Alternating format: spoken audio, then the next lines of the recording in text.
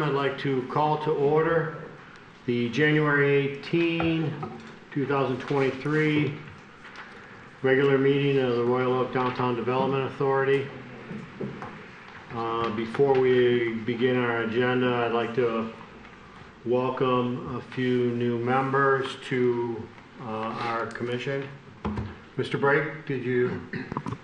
Oh, absolutely. So, yes, we now have full membership. So there's actually 11 of us voting. So just based on the limitation of the chairs, I'm sitting over here. So with us this evening is Gail Van Staten. And next to her is Arbor LeCrave and Mark Van Est, who's the newest members. And welcome. Thank you. Thank you. Thank you. And hopefully you'll stay with us after this meeting today. So. I don't quit so easily. Okay, at this time moving forward, now is the time for public comment. We ask that you be recognized by the chair, come up to the podium. Because of the length of today's agenda, we are going to strictly enforce the 3-minute rule that we have. So please get to your points if you could, so that everybody has the opportunity to bring anything to us that they so choose. So at this time, I will open public comment. Does anybody wish to address the board today? Ferris. Yep.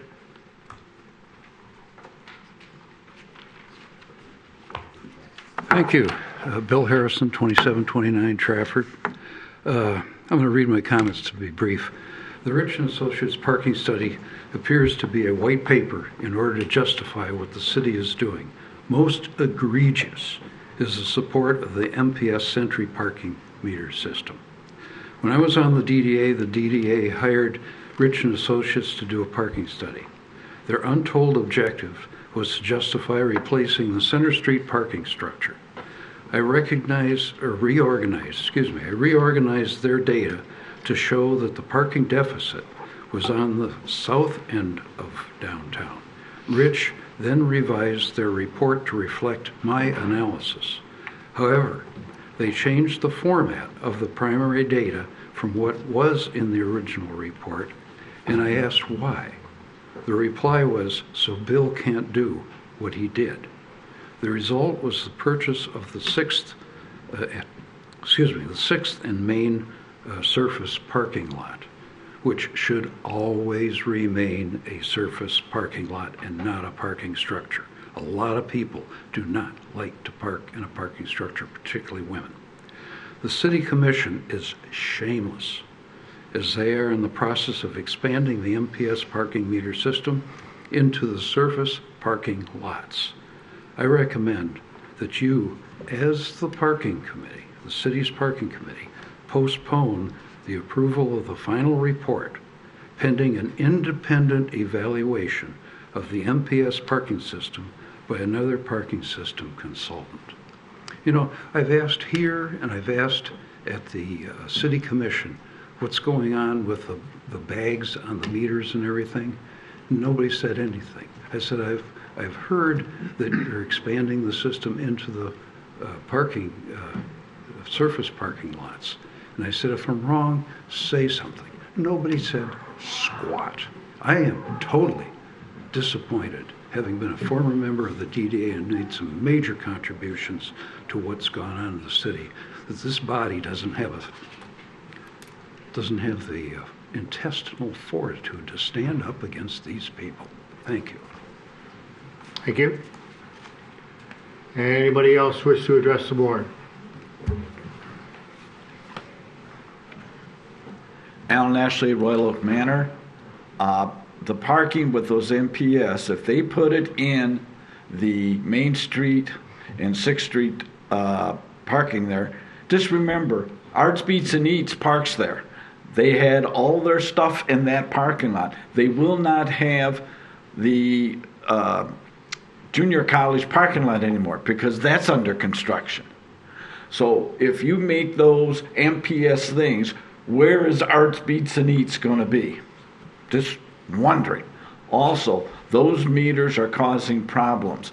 There's a new building going up, I don't know if you know or not, right across from the fire station at 6th and Williams. 49 or 50 apartments are going up there. That's 50 people, 50 extra cars. The streets around Royal Oak Manor and that parking lot will be so congested with parking. You only have a 2-hour limit on those MPS, which is crazy, because now you're going to have more cars in a smallest area in this city, in one block area, than any other time. Those MPS meters, 2 hours, you're going to have guests. My residents there will have their grandparents and grandkids will have no place to park to visit their family because of that parking and the guests coming to that new structure. So something has to be done with those meters around Royal Oak Manor and its Hazelton Apartments, which is going up now across from the fire department. This MPS parking is a disaster. I don't know why you picked it, but it's crazy. And this parking survey doesn't even include the parking around Royal Oak Manor and that Hazelton parking. It was planned for a long time, and it was never taken in. Thank you. Thank you. Yes.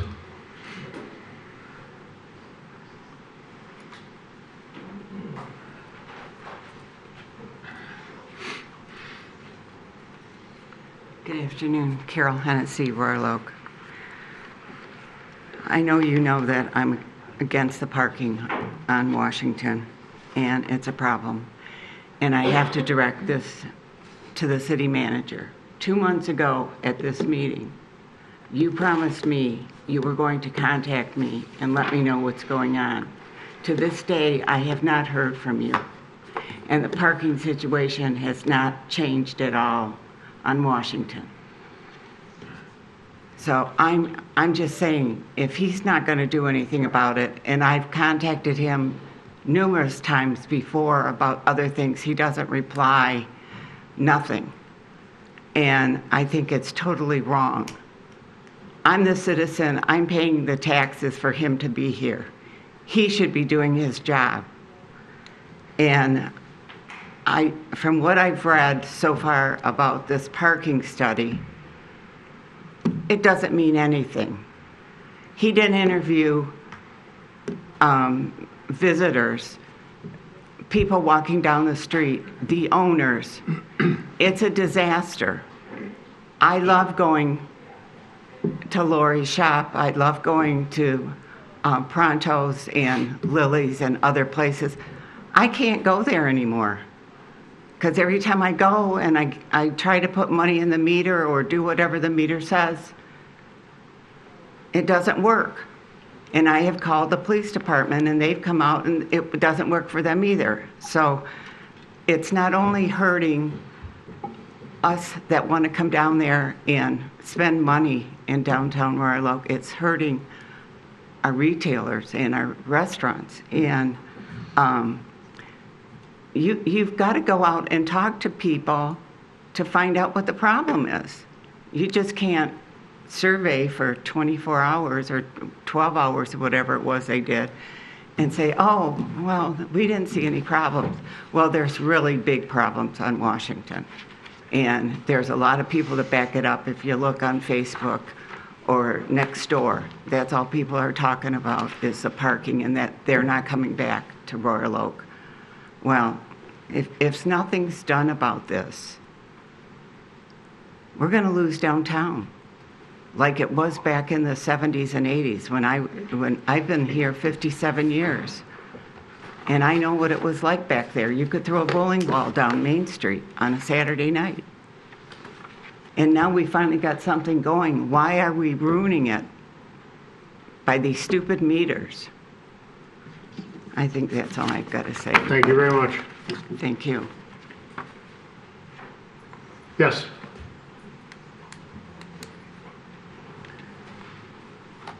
How you guys doing? Good. So I'll be honest, I didn't even know about this meeting until last minute, so I'm not totally prepared, but I'm just going to speak from my heart and from Are what's you, been going can you on. give us your name, please? Anthony Rogi from Bar Louie. Thank you. So I just spoke to my manager on the way here, actually, just to find out more and just to get a little more insight, because all I've heard is a lot of complaints, and I know a lot of things are going wrong. And so he's saying the same thing. Every time he even looks outside, he sees people trying to, do the meter, and they can't do it, and they get frustrated. They either leave. He tries to help them, but he goes, imagine if I was out there, if I was there all day long looking at it, how many people would probably just be walking away. Also, I mean, we see the sales, how much they're down, and it's just ever since the new meters came in, I'm down about 30% of my business, and I'm not making it. I'm losing money now. And I'll be honest, I put my place for sale because I feel like I'm gonna be, screwed on the rent. I'm not gonna be able to afford it. And every time I mention Royal Oak, they say, oh, there's a big stigma there now about these parking meters, and nobody goes there anymore. And I'll be honest, I went to, I live in the area, and every single person that I've talked to, that says I'm a Royal Oak, they just have a bad look on their face, like, we hate Royal Oak now. We'll never go there. The parking sucks. We'll never go there. We get tickets there. It's just not good. So I'm hearing it from everywhere. And on top of that, for all these carnivals and these fairs or whatever the guys do, they keep taking the parking behind me, which is the only parking I really have. They'll take it 2 weeks at a time. And, during the summer, and I'm supposed to have, it's supposed to be my good business. And I was down like 30% just for that time period when they had those fairs going on, the Taco Fest, the Arts, Beats and Eats. Took a lot of my business from me during that time because there is nowhere to park it. If they're not parking there, they're not coming. I'm at the end of the strip, so it's very tough. So I mean, it's gotten very, very, very scary. I'm actually looking for other businesses just because I'm supporting this business now. And I mean, I have a lot of local people in the area that all they hear is negative about Royal Oak.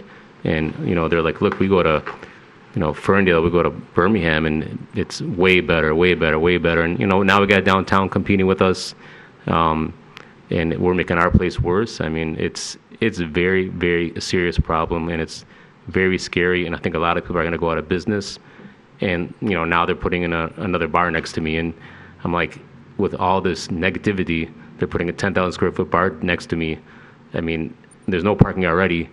I mean, how is this going to work? I'm already hurt. I'm already doing the worst numbers I have in the history of Bar Louie. Of all my Bar Louies that I've had 9 of them, I've never had such a bad experience in the downtown or a bad experience in my sales. And, now during the summertime, they took the patio away as well. That was another thing that hurt. So the city is just doing everything to destroy us. I'll be honest. Thank you very much, sir. Yes.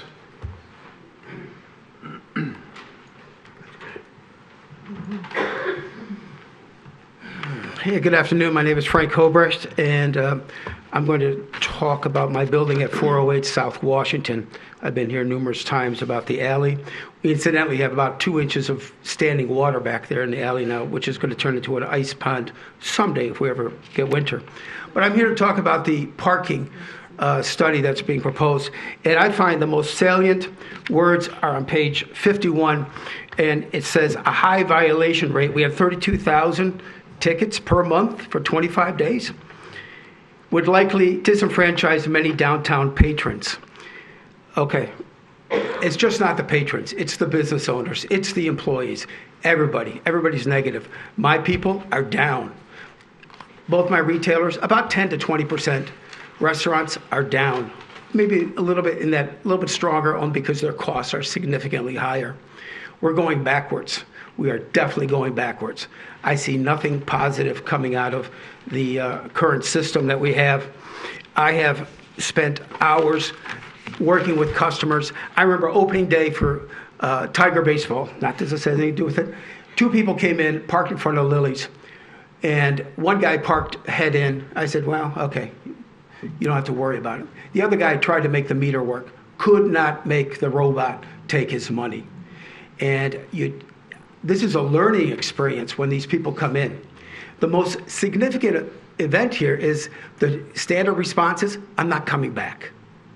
When this thing was sold a couple, 3 years ago, I remember Police Chief Corey Donahue saying, well, we have the concierge system. It'll be nice and smooth for our customers.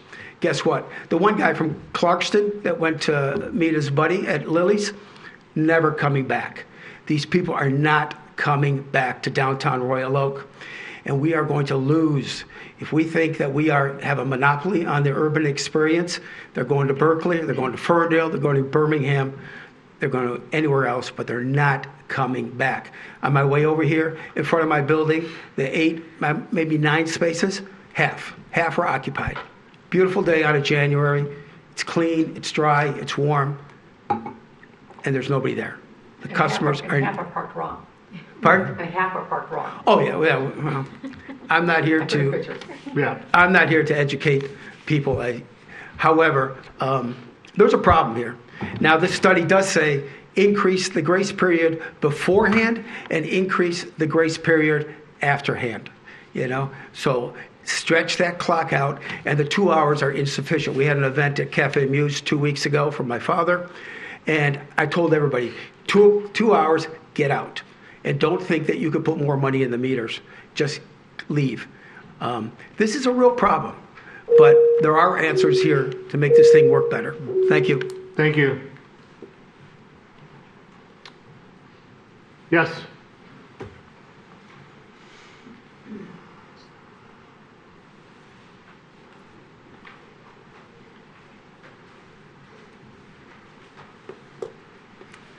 Good afternoon, Laura Harrison, former retailer in downtown Royal Oak.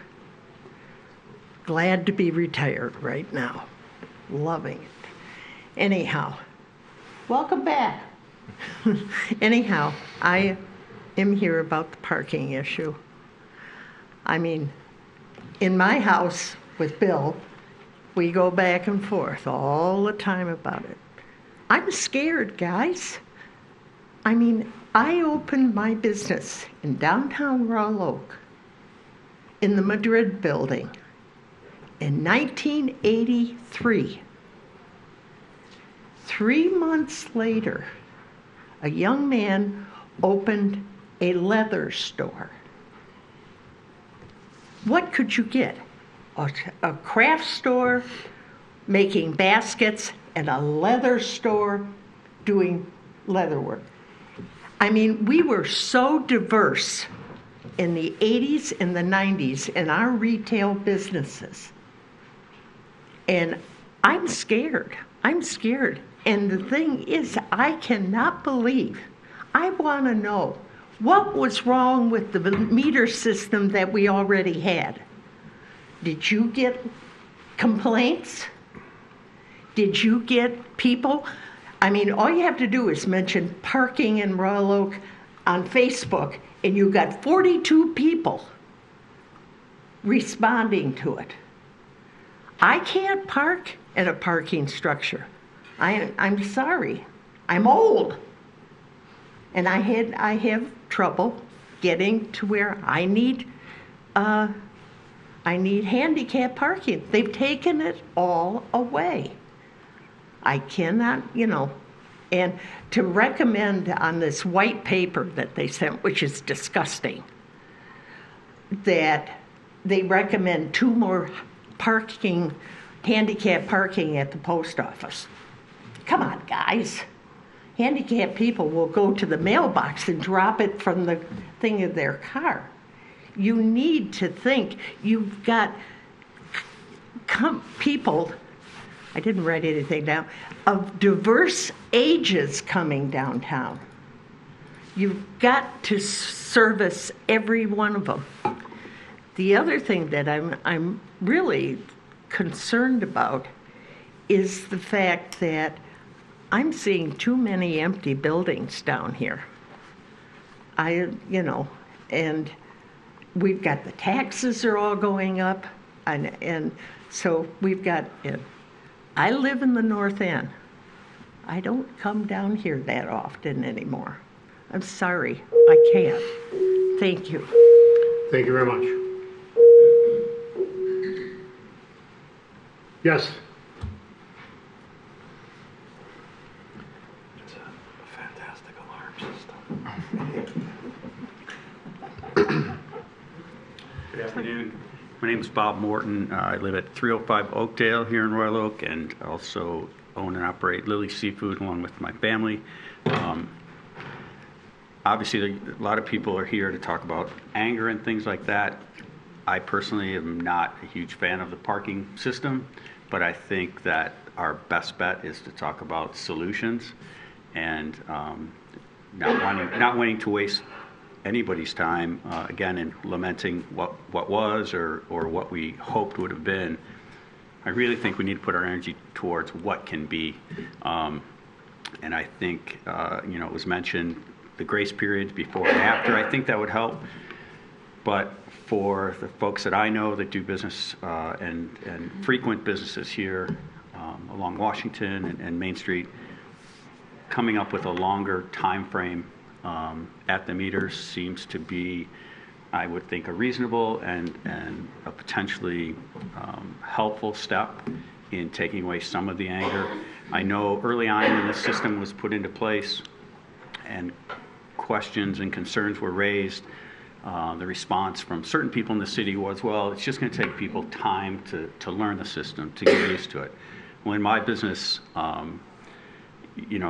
a lot of the folks that come here are first-time people and sometimes older people. And I think it's kind of ridiculous that you expect somebody who's just come in from wherever, Colorado or something, to visit families, to think that they're going to figure out this system in one shot. So I know there's issues with that. I personally think it's not very intuitive, and I think that we can continue to make improvements to that, better signage and things like that. But I would really like to see us come up with some solutions to extend the time where people can stay at the meters. I realize, or I think, that the initial concept was to try and get people into the structures, but I fear it's almost become a punitive way to try and do that. It's like, well, you don't want to park in a structure, not only going to pay, but you're going to become frustrated, and I don't want to hear more of us say that nobody's coming back and that we're a dying city. I don't believe that. I've lived here for almost 30 years, been in business for almost 25 years. I believe in it. I think if we all work together and we stop with making excuses or ignoring the people that are actually on the street, we can come to some solutions. So that's my hope. Thanks very much. Thank you, Ms. Warren. Anybody else wish to? Yes, in the back.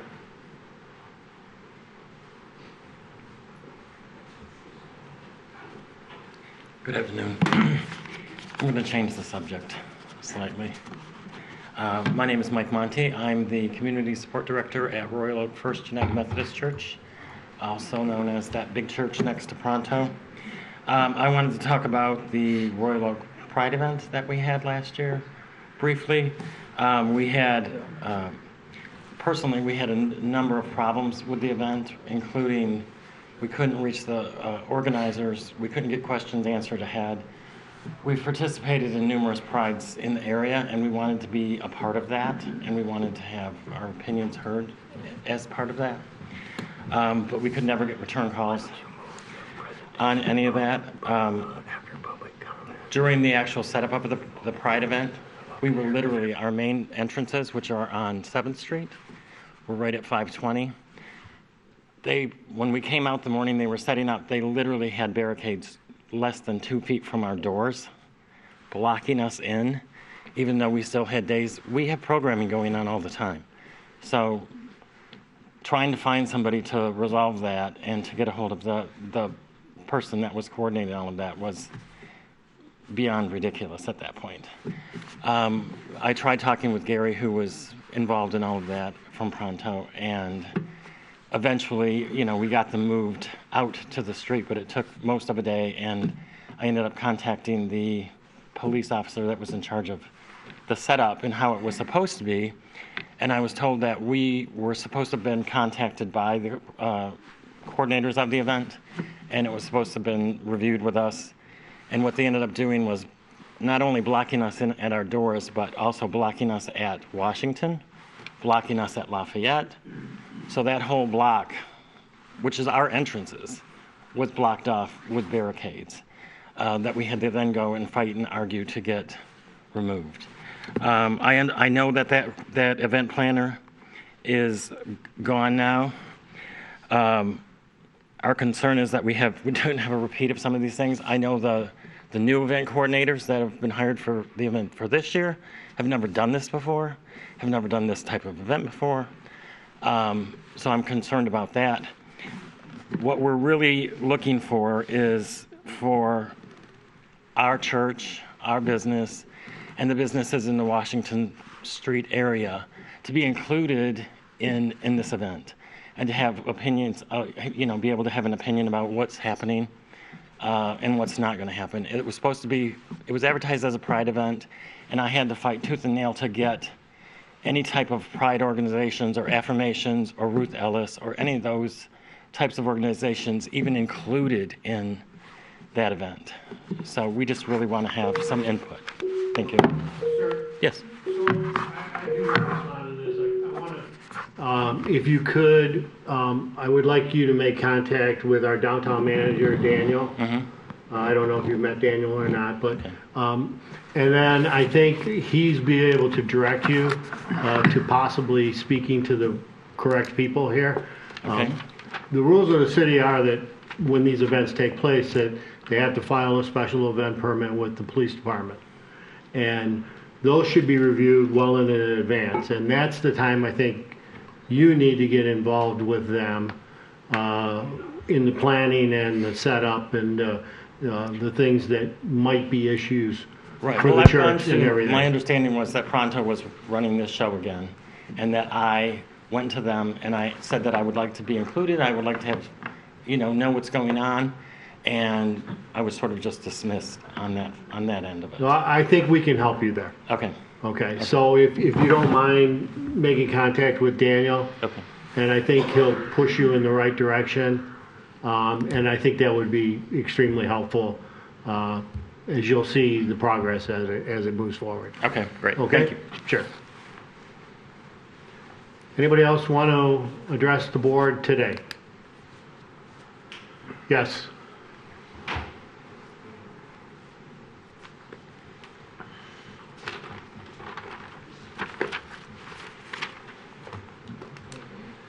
Good afternoon, everyone. Want to welcome the new DDA board members to the team here, and it's great to see everybody today. A full table.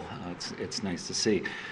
I have a few comments. The first one to the gentleman who had mentioned something about the larger events impacting the business. I just want to go on record early on to say that one, the Rock and Rides event is not coming back to the DDA for this year for, I think, a few reasons of the fit it is for the downtown, so there would be no impact on that event. I would also say that the Royal Oak Taco Fest is looking to move to the west side of the downtown, which actually got spurred by a DDA business marketing committee about the expansion of Arts, Beats, and Eats to the west. So we're really trying to balance the larger events that we do so there's less impact on Washington and then, more impact both, that could be detrimental and positive, and just to balance the stuff that we're working on. So I just wanted to say that for the gentleman who had concerns. Secondly, on the parking, I think from a real objective perspective, with one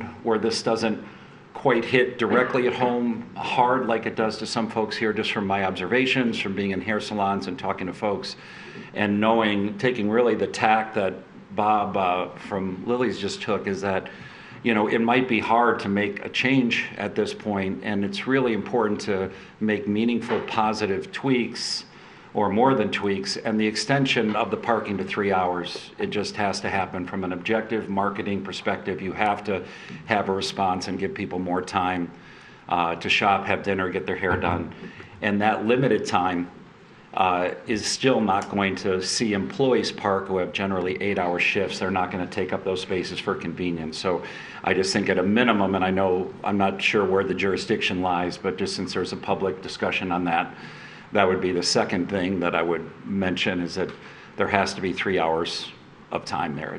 And I'm telling you, from every objective marketing expertise, dealing with people, hearing feedback, that I would just strongly recommend to the city that they make that adjustment, especially since the parking study said that the spots are only 50% or some level of that full.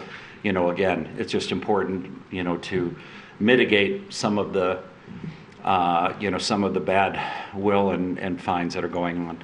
Lastly, I know Winter Blast is on the agenda, and I have, 25 seconds on the giveaways. I strongly recommend, and I've been with Daniel's program on raising the bar on technology on the, and I think Daniel's done a great job with the changes that he's made at Arts Beats and Eats, but please keep the ambassadors in your budgeting, having warm bodies to direct people not only to the signs to use the business coupons that are created, but also just to promote dining, and in general had such a positive effect on those being used and people just making it to restaurants on Main Street, and as Bob would attest, to all the way to Lely's at Winter Blast, just reminding people to dine and shop, having a warm body with the sign. I don't think the sign's enough. So Thank you very much. Thank you. Anybody else? Seeing none, I am going to close public comment at this time. To the board. Do you want me to make a motion? Well, it's been suggested that we move item 6 up to be the next item because of the guests that we have with us today. Unless there's objection by the board, we will just move item 6 up to now and continue on with the agenda after that.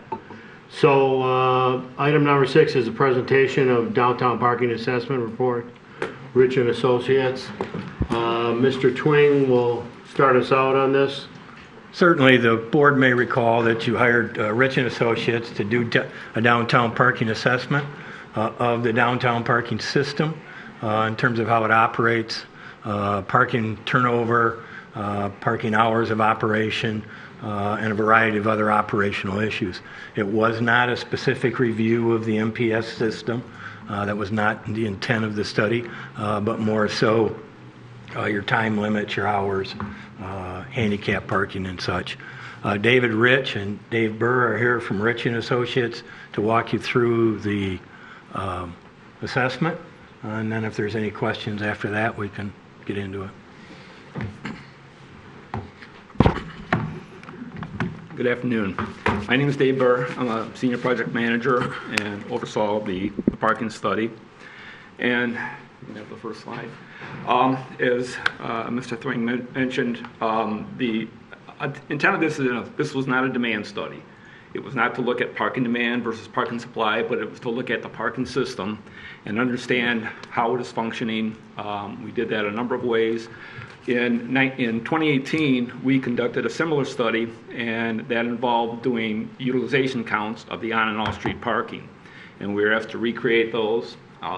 We worked with the city a number of years and have determined that your peak generally occurs during the evening hours. And so this study was designed that the utilization count ran from 11 in the morning until 11 o'clock at night. So we wanted to understand the public and the private occupancy during those periods of time.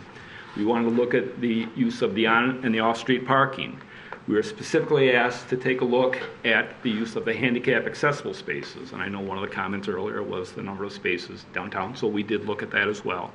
Understand the role of the parking garages. Right now, off-street parking really is intended for longer-term spaces and on-street for short-term. We wanted to understand how the parking rates influence utilization. You have rates, and you actually have a higher rate during the evening hours. The on-street parking costs more than the off-street parking. You give 2 hours of free parking in the garage. And as was mentioned, it wasn't a specific look at the MPS system, but the MPS system had a lot of data for us because it provided for each sensible parking on-street space how those spaces were being used. And then based on that, we made some recommendations. As I mentioned, we did a detailed assessment of the parking supply, looking at whether it's public or private, on or off street. We did those 3 days of counts. We did that on a Wednesday, a Thursday, and a Saturday in late August. We looked at the public and private parking, on and off street. the handicap accessible, and then we looked at how the reverse angle spaces were used both individually and how they compared to the overall use of the on-street spaces. And the MPS statistics, we actually had 7 months of data, and I'll talk about that in a moment. The parking supply we had quite a large study area, and when you look at parking supply, one of the key benchmarks that we like to see in a municipality, that a minimum of 50% of those spaces are publicly available. That means I can park and I can go to basically one or as many destinations that I want without having to move my car. When I park in a public or in a private lot, that business owner generally expects, park here while you're conducting your business. When you're done, leave, make that space available for my next customer. So you are actually overall 72%, so you're well above that 50% benchmark. Within our core area, which is where the bulk of the businesses are, what we're finding is 82%, almost 83% of your parking is publicly available. Again, you're well exceeding that 50% benchmark. Someone should be able to park and be able to walk to visit as many destinations as they want and not be restricted when there's too much private parking. In looking at the utilization of the core blocks, which is where we did analysis for everything, but I focused here on just the core blocks. On the Wednesday, our peak for the public spaces peaked early in the day and then declined throughout the day, as did the use of the private spaces. On the Thursday that we did those counts, the next day, the public supply was basically steady until in the evening, and then it dropped off. But interesting, the private spaces, all of a sudden, there was a big increase in that. And we noted in the report, I don't know if that's because of the private business owners, they've got more people coming in and those are for their staff or their customers, or if it is people coming downtown and saying, oh, there's nobody, that business is closed, I'm going to park there and I'm going to park for free, because it had kind of that big thing. So we don't know what caused that. And then on the Saturday, we saw that the occupancy basically increased throughout the day for both the public and fairly steady for the private spaces. When we looked at on and off street, you look at the Wednesday, we see that big bump again during the evening hours, during the 7 to 9 period. The private hit its peak early in the day and then started to decline. On the Thursday, again, we get that peak during the evening hours. And then on Saturday, the on-street as well as the off-street spaces exhibited essentially a steady increase throughout the day. Again, consistent with what we would expect, with more use coming down for the people for the restaurants and the entertainment offerings during the evening hours. The use of the parking garages is part of our analysis. We didn't actually go into the garages. In the other spaces, we actually had teams going into the parking lots and driving lots. This data came from the city provided this data to us, and what we found is the garages were about 60% occupied. One of the garages was less than that, but the other 3 garages were about 60% occupied consistently on the Wednesday and Thursday, and then 2 other garages a little bit higher on the Saturday survey, and 2 other garages significantly less. There is capacity in the garages, which is why we recommend that's where the longer term people, if you're going to stay here for a longer period of time, go into an off-street lot. You can park there for 4 hours, or you can park in the garage. You can park there all day. I know people like the convenience of the on-street spaces, but best practice is those spaces should turn over. And I'll talk about that again in a moment. In looking at the reverse, the on-street versus the reverse angle, it would appear that the reverse angle was not being used. The occupancy was significantly less than what we saw the overall on-street parking. And as we looked and we analyzed that data, one of the things that we noticed is that first blush included the reverse angle spaces on 7th Street. There's about 30 spaces there, and the maximum number of spaces that we saw occupied was 3. So that was kind of bringing that number down. So when we took those spaces out of the equation, the next slide, please. Yeah. what we found was the use of the reverse angle was fairly consistent with what we saw overall. So people were not avoiding those spaces. The numbers were consistent, either close or in some cases slightly above the overall utilization of the spaces. And let me just point on the reverse angle spaces. One of the things is that's new to a lot of communities. I mean, we've done work all over the country. And I could probably count on one hand the number of communities where I've seen reverse angle parking. It is new. It is going to take some getting used to, but it's like roundabouts. Roundabouts are becoming more common in other parts of the country. Here, I live in Rochester Hills, and we've got roundabouts everywhere. One right near my house, and quite frankly, I like them. But it took some getting used to. Can you provide those communities? I'm sorry? Can you provide the communities that have the reverse angle?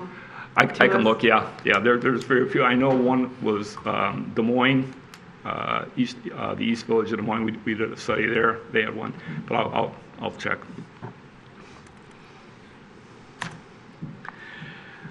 Next slide.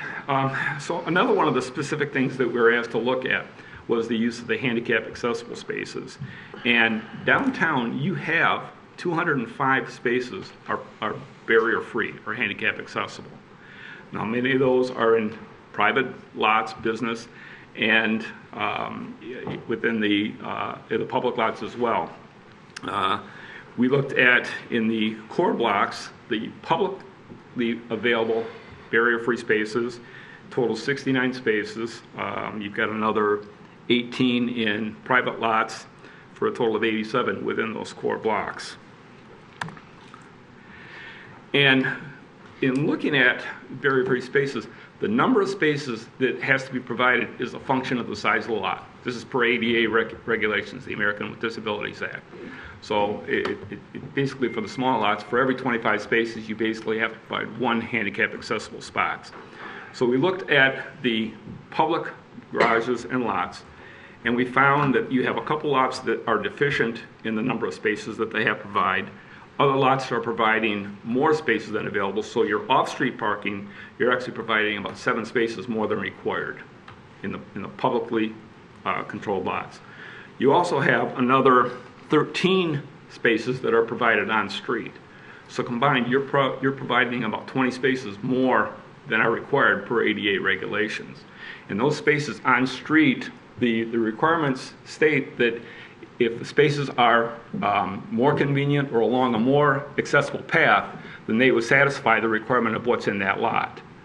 So one of the things I always caution is, where you have a lot that's deficient, make sure that if you're providing spaces on the street that it actually is, more accessible or along a more convenient path. Otherwise, you should be providing the minimum number, at least in that parking lot. And again, private businesses, they should be providing those spaces as well. And those, as we all know, should be right near the front door.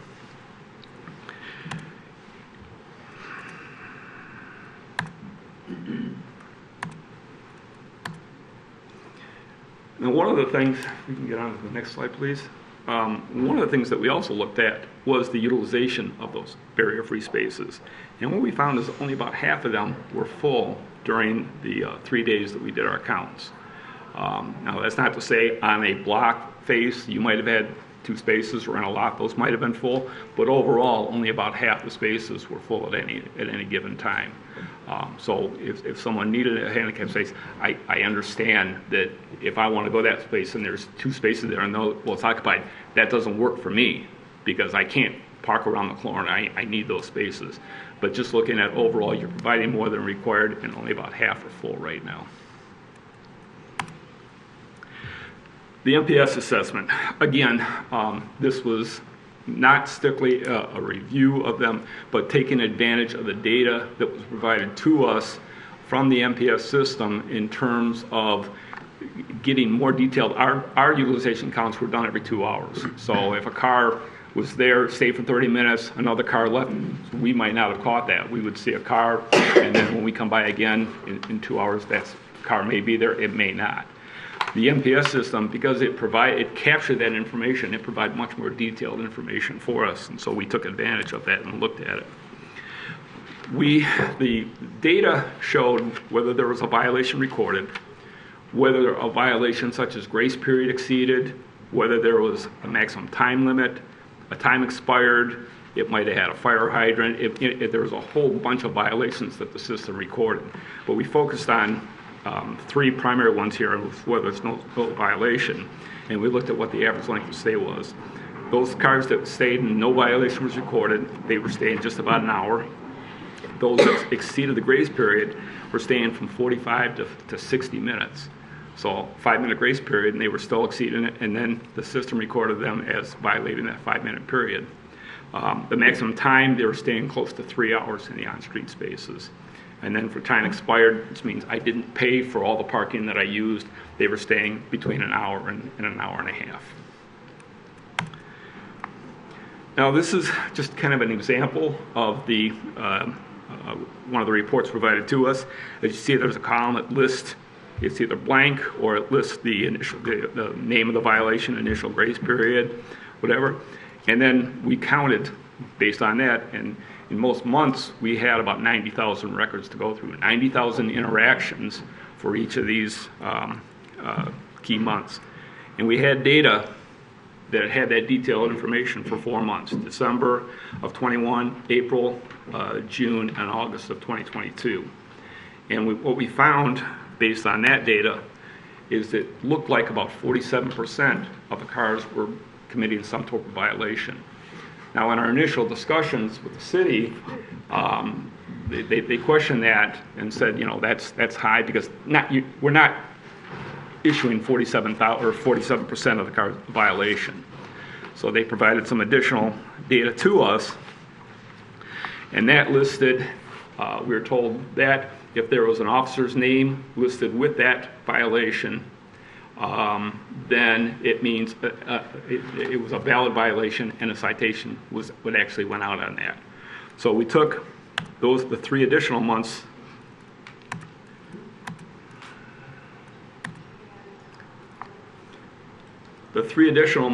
of July, September, and October, and we looked at that and we have a violation, was a citation actually issued, and for those key things, grace period, time limit expired, or maximum time limit exceeded, what we found is about 37% for those 3 months would have had a violation. And of those cars, about half of them would have been mailed a citation. It showed up in the information there was a police officer's name associated with that, which means they were able to look at the data, read the plate, and issue a citation.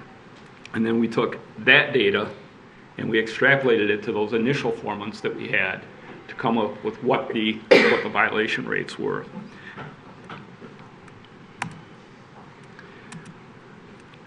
And just based on this, what we were finding is about 77% of the violations were for that grace period. They were exceeding that 5-minute grace period. And the system didn't care. We give you 5 minutes.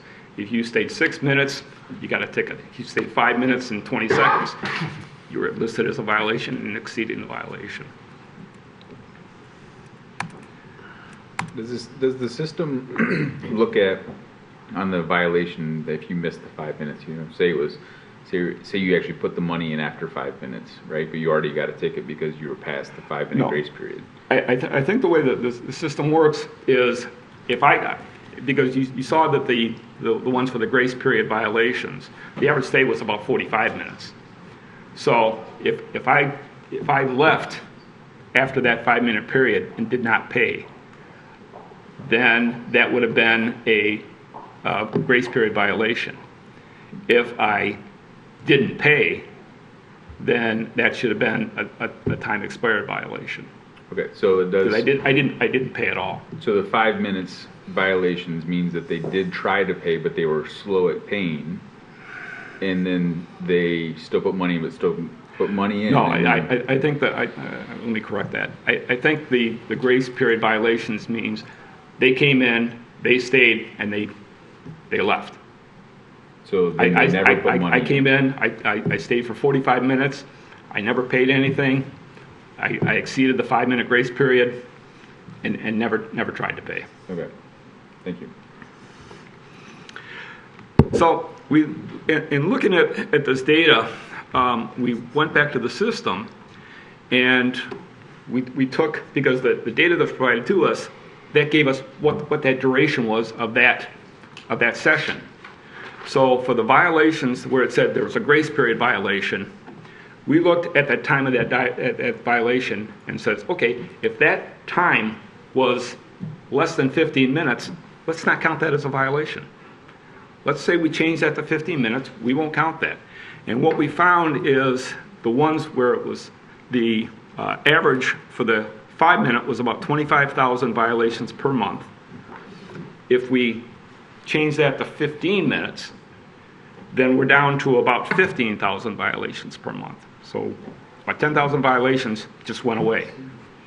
And then looking at that percentage of those that are actually getting a citation, it went from about 10,600 to about 6,000 that actually were issued a citation. And so that we think is, and as I said in the report, not necessarily everybody who commits that violation is going to get a parking citation. The police officer, whatever. I mean, they might have stayed 5 minutes and 10 seconds, and when they looked at it, it's okay. I'm not gonna write them issue a citation, approve a citation for that. So that we think is a good thing to do. I think it'll be better in the long run for the community if someone is not getting a violation. And just anecdotally, we heard, my surveyors were telling me that they saw people who are having difficulty understanding how the system works. In 5 minutes. And that's where I think that's improved marketing, for people to understand that. The other thing that we looked at was the 2-hour time limit. And, as I showed, the time limit for those that exceeded that 2 hours was almost 3 hours.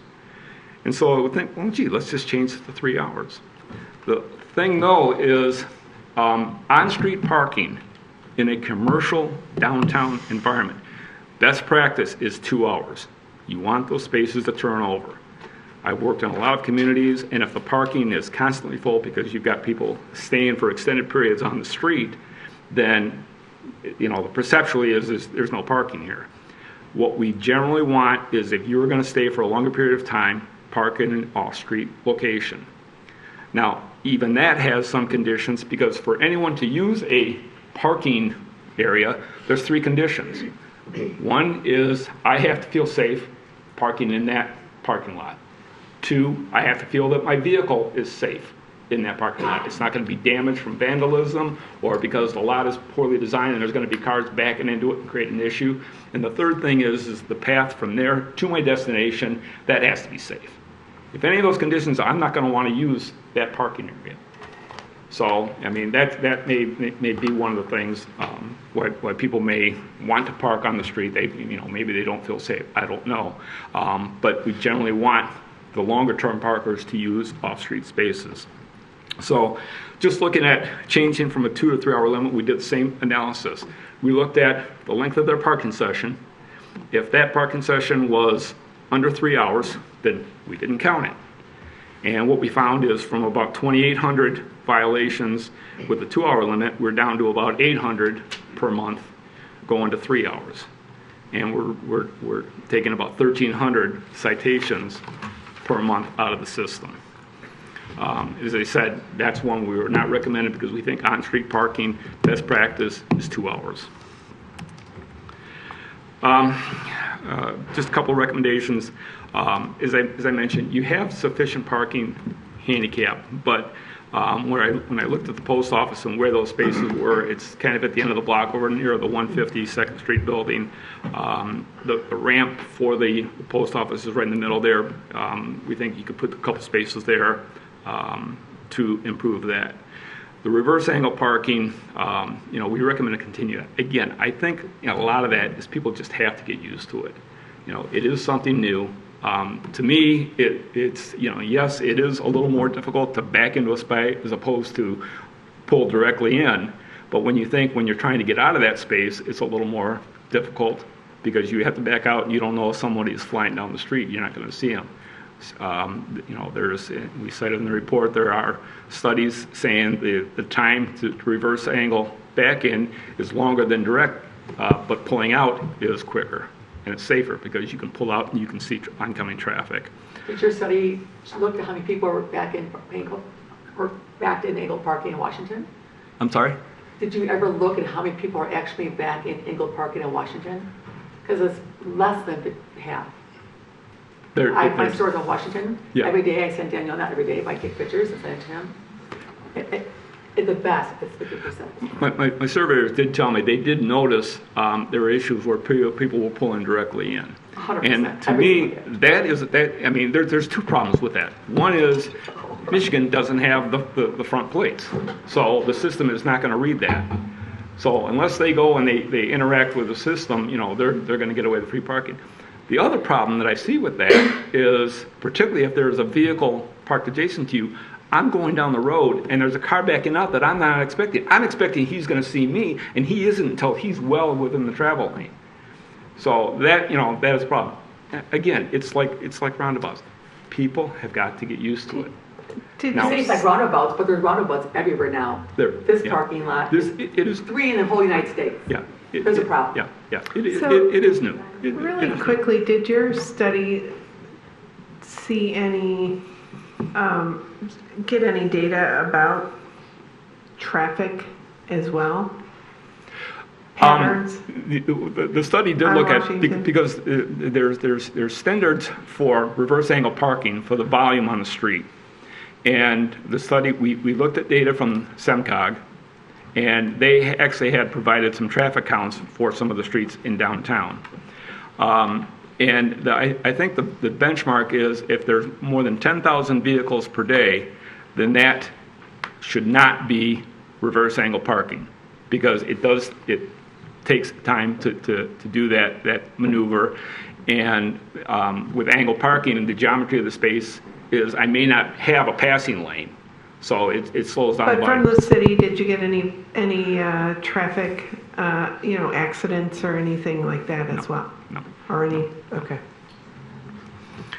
A couple of the other recommendations here: the policy of the higher rate for on-street parking. Again, that's something that we generally recommend. If a community has on-street parking, the more convenient spaces should have a higher charge, which is what you're doing.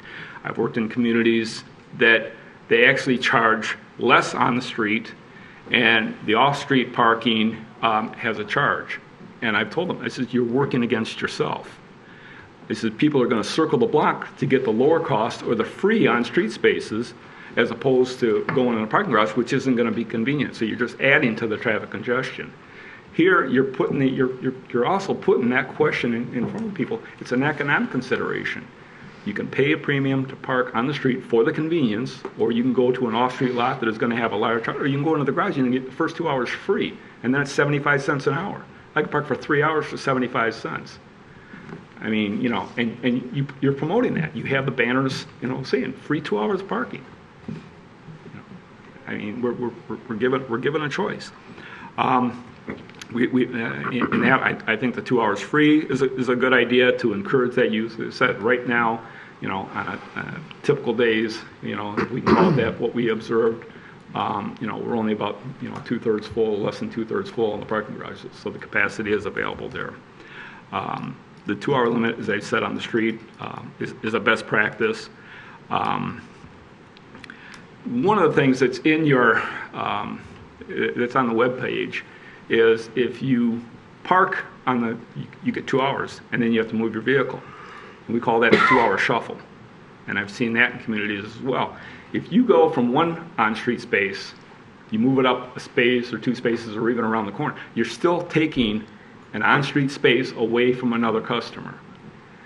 Now, I heard, one of the comments that it's not employees parking that, it isn't because of the way the work shifts are, but I've seen that in other communities that it's a lot of employees parking on the street. They abuse that. They go out on their break and they move their car. And we said you have to discourage that.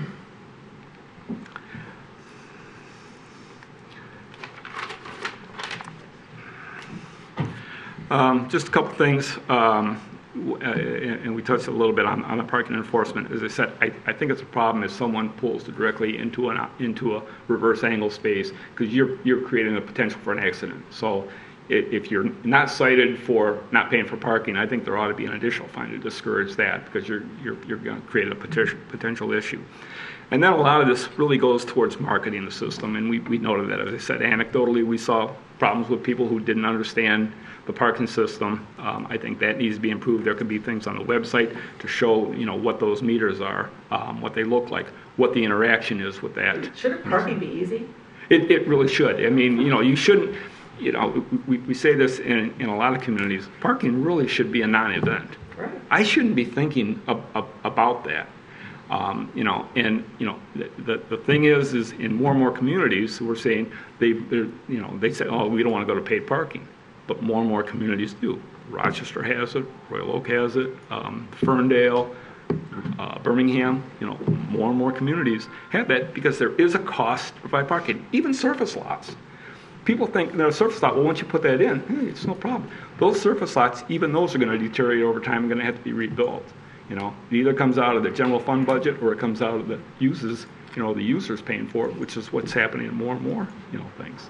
So, we're not saying, throw out the paid parking. It has a purpose. It helps support the parking system, and a properly functioning parking system supports the downtown. So, and then lastly, there was some discussion on the electric vehicle charging stations. We talked a little bit about that. To me, that it's kind of a chicken and egg thing, because there's not a lot of electric vehicles out there yet. Well, is that because I don't know if I'm going to be able to charge the thing or not? And there's a cost to provide those charging stations, and there's different levels. I mean, I've had to get a little bit of an education on this myself. But one of the things that you do have some already, and we think what you should do is monitor their use, and then use that, and perhaps consider changing your zoning ordinance, that if something comes in, they provide at least the infrastructure providing those additional charging stations. Because that's one of the things that, as I said, if, do you put those in knowing, okay, hopefully in a few years that market will be there and those will be fully used. If you put them in and they're not being used, you're taking a space out of service that they sit empty a good part of the day. So I think you have to monitor what your use is now. And I said, how that, the car companies are investing a lot of it, so I don't think it's going away, but it is something that, I think we have to be cognizant of. So, with that, thank you. Okay. Any questions at this time? I have a question. So on the ADA part, I know Sal's looking at it right here himself, but best I could see was the last time that was updated, and that's a Department of Justice thing and civil rights. It was 2010. Prior to that was 1991, I believe. So it hasn't been updated since 2010. Yeah, there's been talk, and I've heard this for I don't know how many years, that they were going to require a certain number of handicap accessible spaces on the street based on the capacity of that street. Okay. And to my knowledge, the board has never pulled the trigger on that, to have a requirement for the number of on-street spaces. And what they've said is if you ever rebuilt the road, then they would have to meet the certain design standards. It's pull off and the access, for the chair lifts and everything else, and it depends on the side of the sidewalk and everything else. They've been talking about that for years and have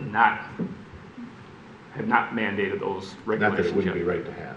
Pardon? Not that it wouldn't be right to have. Right, yeah. Okay. With the handicap spots, was the utilization looked at just in total, or was it just in time blocks? For example, did you see a higher concentration during the day versus... The handicap spaces, I think that was wherever what we tried to do is in the off-street lots, we tried to identify if there was 10 spaces and there were 2 handicap spaces in there or 1 handicap, we would have pulled those out of our data. So I'd have to go back and check whether those were just public or whether they included the private. Right. This isn't actually for you, but Mr. Bright, Mr. Twain, what are we doing with this? Do we need to approve it? Do we just pass it on? What's going on with this? Either one of us. So this is for your background information. So certainly the DDA board can make a recommendation you don't have the unilateral authority to implement that. But nevertheless, your input and opinions is important to the City Commission. They will, by the way, hear the same presentation this coming Monday. There may or may not be decisions that will come out of that immediately. So this is a lot of information to absorb. So don't feel compelled that you have to make a quick decision. Rather, my recommendation to you is that through the committee structure that you study this carefully. There may be additional questions that you think of even beyond today that we could forward on to the consultant. So we're not going to solve this in one evening. But as far as next steps, there's different ways that we can go about this. That would be my recommendation, to really absorb the information. We don't need to dwell on this for months and months. I'm talking about where you schedule this, within a reasonable amount of time, have a committee come back with a recommendation to the full board and forward that on to the commission. So, but if you're compelled to make that recommendation, but let's not base that on anecdotal information. There's a lot of data here. Let's analyze that. Let's ask good questions and be thoughtful about that and the recommendations that we make. Okay. So can we cherry pick? What do you mean? Can I take pieces? Can we take pieces of this and say we agree with this? Because there's a number of things I don't agree with in here, but there's a number of things I do. So, yeah, I think we can send any recommendations that we want forward. At the time, I think it's in our best interest to come to some sort of an agreement among this table. And I'm not talking about tonight. I'm talking about at a committee level that can come back to the full board and, with a recommendation, and narrow this thing down with input from all the members here, because I don't think it's going to benefit us to sit here right now and debate this, because we're gonna. What are we going to talk about? We're going to talk about 5-minute grace period, 10-minute grace period, 15-minute grace period. Everybody's going to have a different opinion here, and this is as Mr. Brake said, there's a lot of information here, But I think it would be wise for us to absorb all this information and to go through it and say, yeah, this makes sense to us, but this maybe doesn't make sense to us. Okay, then I've got two more things for Mr. Brake. MPS, we're at the hip with them for another 4 years, right? Given the agreement that Right. the city has entered into. Okay. Secondly, I don't know how many years ago it's been now, when we took the bond on the north part of the new Center Street garage, the north part there, and then we guaranteed part of the bond on the I'll call it the Ford structure. The 11 mile. 11 mile. 11 mile structure. Okay, I'm sorry. That's right. So both times when we were asked to do that, and the second time we actually hired legal representation to help us with this, we asked to see the parking fund. And we've never seen the parking fund. And these gentlemen have showed us some pretty incredible numbers here. So I think to talk about like what fines might be and whatnot, it would help for the infrastructure committee, whatever committee, this body, the city commission, to have an accounting of that. We've never had that. And what happened on that deck right there, the previous administration wanted us to guarantee half of a shortfall. And because they couldn't give us numbers from the parking fund, we only agreed to cover half the shortfall.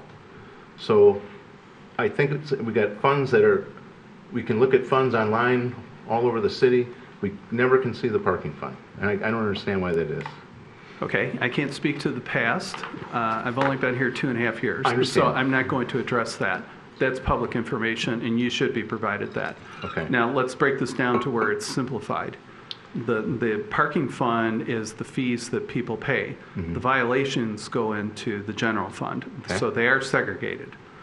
in that regard. But I will happy to introduce you to our new finance director, and she will be very pleased to go over the auto parking fund, because you're correct, Director Dunstan, that's an important part of that element, and to fully understand the financial picture, because it does have implications. Yeah, it has implications what policy when we changes presented are it. recommended, because it's like squeezing a balloon. That's what you decrease in one end, it creates a problem on another end. So what you may think you're solving a problem may compound other unforeseen problems that come out of that.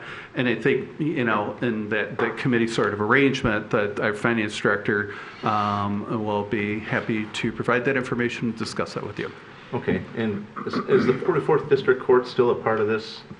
The triangular thing, the city, MPS, and the court? District Court is not an entity to the agreement. Okay. So it's definitely a separation of government, that when the fines go over to the District Court, that they conduct the disposition that's entirely independent.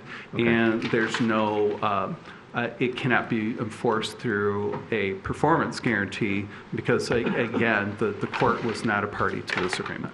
Gotcha. Okay, thank you very much. Yeah, you're welcome. So, yes, Director London. Based on other cities that you've done parking studies for, isn't 47% average to cars that issued violations extremely high number? That is very high. I made that comment, but again, that is what the system was picking up. And, as I said, I've run across the MPS system, and I don't think in any of the studies that I've worked on. And because it is monitoring that space so closely, in normal cities, you've got enforcement people walking around. So they're not going to get every car. They're going to get municipal rate, but that is a very high rate. Oh, in general, when someone leaves the city with a parking ticket, my comment is they're an unhappy customer. Unhappy customers don't return. That's just my. They don't leave with a ticket. They get it 3 weeks later. They still have been their unhappy customer. They're just an unhappy customer, Right. and so you have 30,000 unhappy customers a month.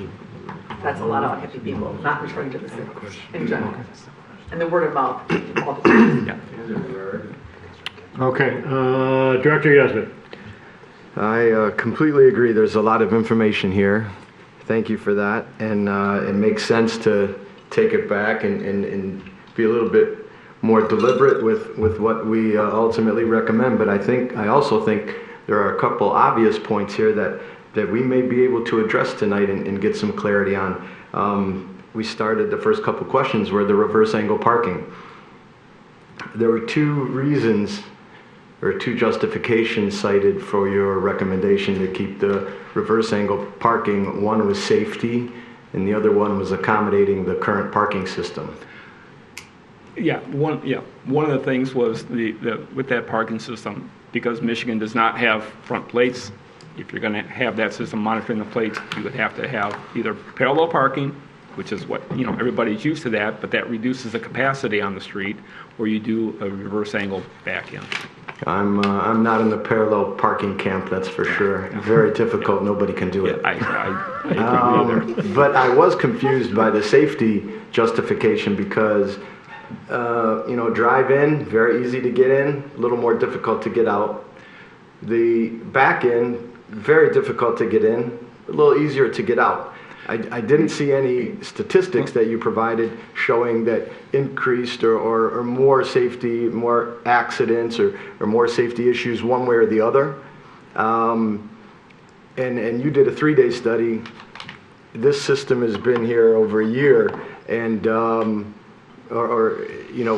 old system, I should say, has been here. I've been here 13 years. Some of us much longer. I can't recall one accident with the original drive-in parking. Do you recall any? And you've been here 20 This is the some most years. catastrophic thing that's ever happened to Royal Oak businesses. So if you take the safety concern away, I mean, the only really justification you have for the back-end parking is to accommodate a system that nobody is entirely pleased with. So I would presume that you wouldn't base an important parking decision of that nature on whether we're accommodating a parking system or not. You start out the introductory statement, which I completely agree with.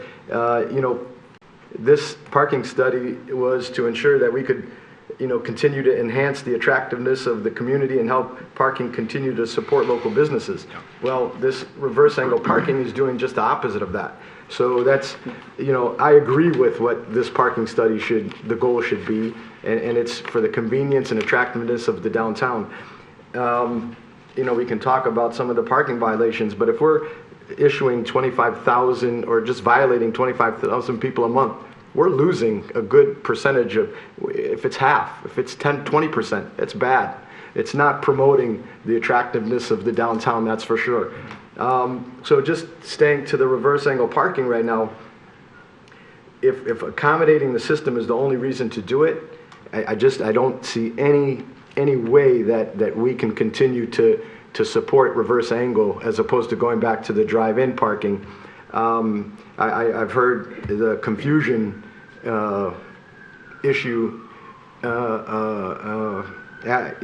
advanced as another basis to do the reverse angle because you have to accommodate the system because we have the system in the rest of the downtown.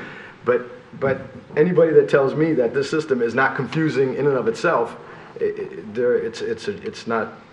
funny. They should be doing stand-up at Mark Ridley's. This is the most confusing system ever. To suggest that the people coming to downtown Royal Oak, which all the businesses need, should study a video, on the city's website before they come to downtown. It's silly. It's not right. And so we have to make whatever improvements we can make while they're trying to fine-tune the system. Maybe they're able ultimately to make it function the way it's supposed to function. And theoretically, it's supposed to be a great system. And maybe they just need more time. But in the interim, we should do anything humanly possible to make our downtown more attractive and support the businesses. Going back to the drive-in angle parking would be the first and foremost thing that we could do. And I don't know if you agree with that, but let me just make a comment on that. Is one of the things that I cited in the report. There have been some studies. Is the time to park for reverse angle parking? What I would propose to do is to look at the accidents with reverse angle in other communities versus the drive-in angle parking and see.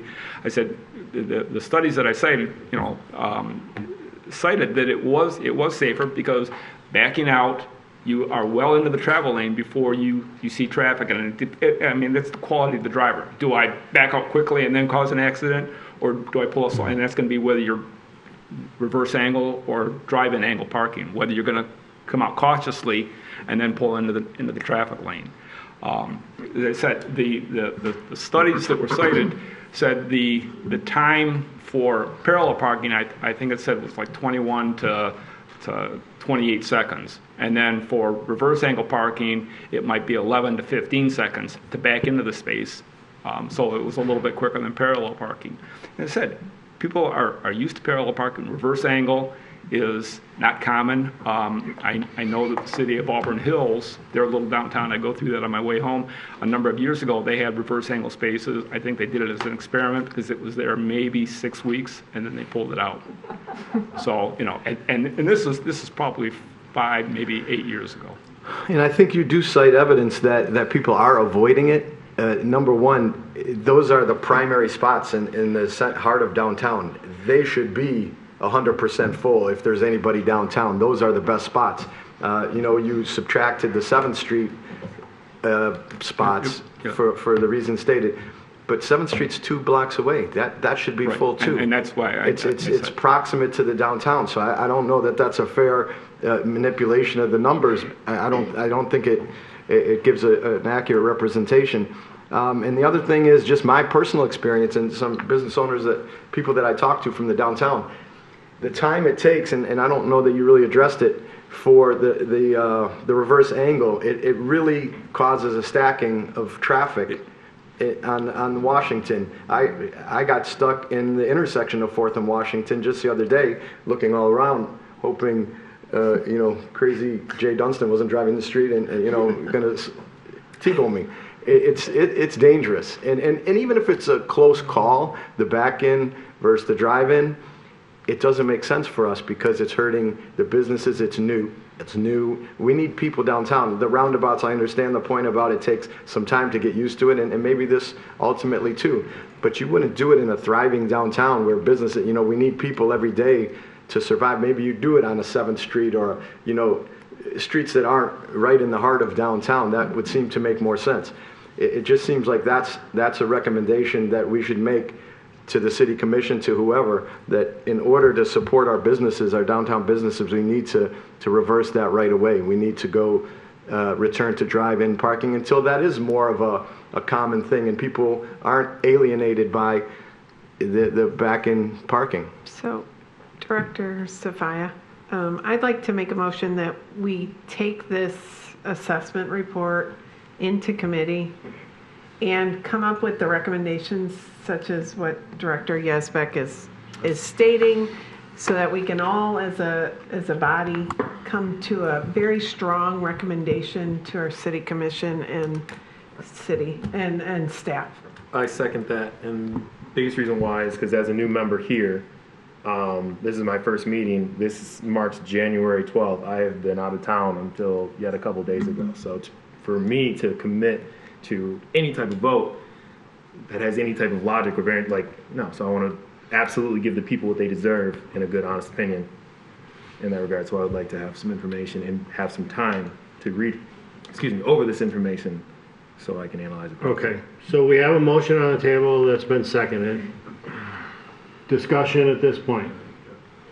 The motion is to send this to the committee, to a committee, which we will discuss, and then come back to this board with a list of recommendations, utilizing the document that Richard Association has done. I think we use that for a basis, and I think it's also going to help us from the input that we've received tonight from the people in the audience and the ones that we've received individually from customers and so forth.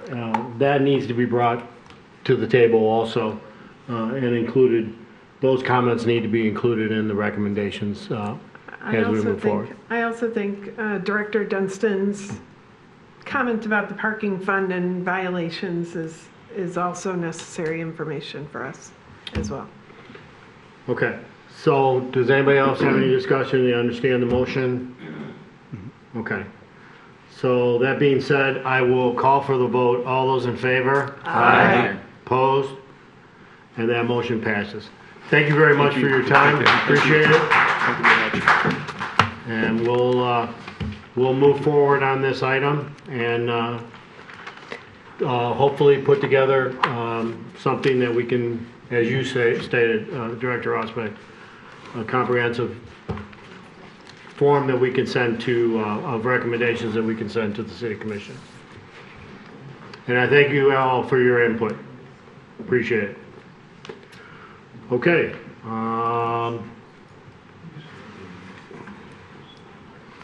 Back to our original agenda. We have some organizational items that need to be addressed. The first one being election of officers, chairperson and vice chairperson. Director Yazbek? Yes, I would like to nominate Mike Sophia for chairperson, as evidenced by just the beginning of this meeting. He's just masterful at focusing us and making good and fair decisions. He's been a business owner for many years downtown, so he's the perfect person to lead us in guiding us in some of these issues. So I nominate Mike Sophia for chairperson. I'll second. Motion by Director Yazbek, second by Director Dunstan. I would like to nominate Jennifer Rosbeck. Okay. Okay. Procedurally, Mr. Twing here, we handle one motion. I want to know. What you we normally have would two do- nominations here. No, what you would normally do is get all nominations done, close nominations, and then you would vote on each one. and it will require a majority of the board to elect someone as chair, so it would require a vote of 6 people in order to elect someone. Okay. So you Okay, take all so we have nominations and a then close. nomination by Director London for Director Rosbach to be chairperson. Do I need a second on that? Is that a motion or just a nomination? No, generally, no, you don't need a second. Okay, fine, great. Okay, so we have not any other nominations for chairperson? Seeing none, we'll close that. And I guess walk me through this, Mr. Twing. Well, you take the first nomination for yourself, Okay. have a vote, and if you get 6 or more affirmative votes, and then you take the second one. Gotcha. Okay. So the first nomination is for myself as chairperson. I'll call for the vote. We do have a lot of people here, so we may have to count hands here or something. But for the first we're going to vote on the first nomination at this time. All those in favor? Aye. And I see 1, 2, 3, 4, 5, 6, 7. Okay. So that takes care of the position of chairperson. Congratulations. And now we'll move on to vice chairperson. I will nominate Director Yesbeck for vice chair. Okay. A nomination for Director Yesbeck for vice chair. Second. I don't need a second, I guess. Thank you. I appreciate it, though. For the same, I didn't get to talk about Jennifer, but she was current vice chair. I'd like to nominate for vice chair. Okay. So we have a second nomination for vice chair for Director Rosbeck. Any others? Seeing none, we'll close the nominations. And the same as before, we will vote on the first nomination of Director Yesbeck. All those in favor, please signify by saying aye. Aye. We have 1, 2, 3, 4, 5, 6, 7. 7 votes for Director Yesbeck. Okay, so that settles the position of vice chairperson. Okay, so we are done with that item. And we'll move on to item B, committee assignments.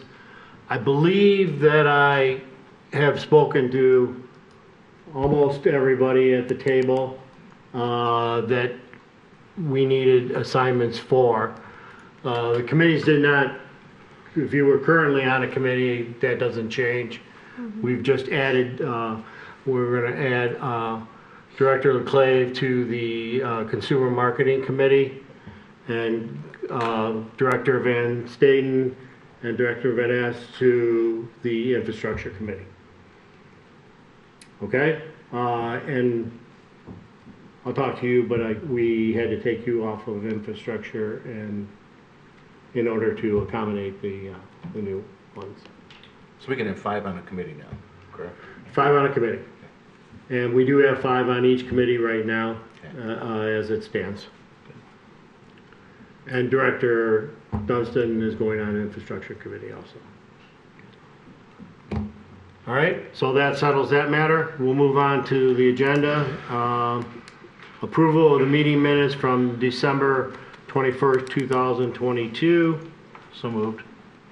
Moved by Director LaGracio, I believe, or Director Dunstan? I'll second it then. Second by Director Law. Any questions or changes or deletions to the meeting minutes? Seeing none, I'll call for the vote. All those in favor? Aye. Opposed? And that motion passes. Expense items for our new members. These are just reports for your information. There's no action needed on these, but it gives you the opportunity to review these reports.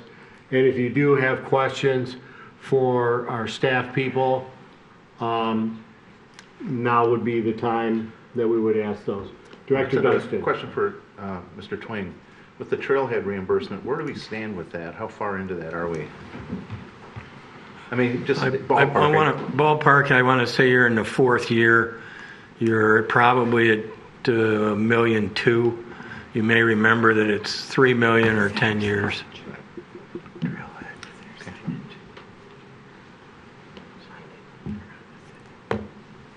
What is it?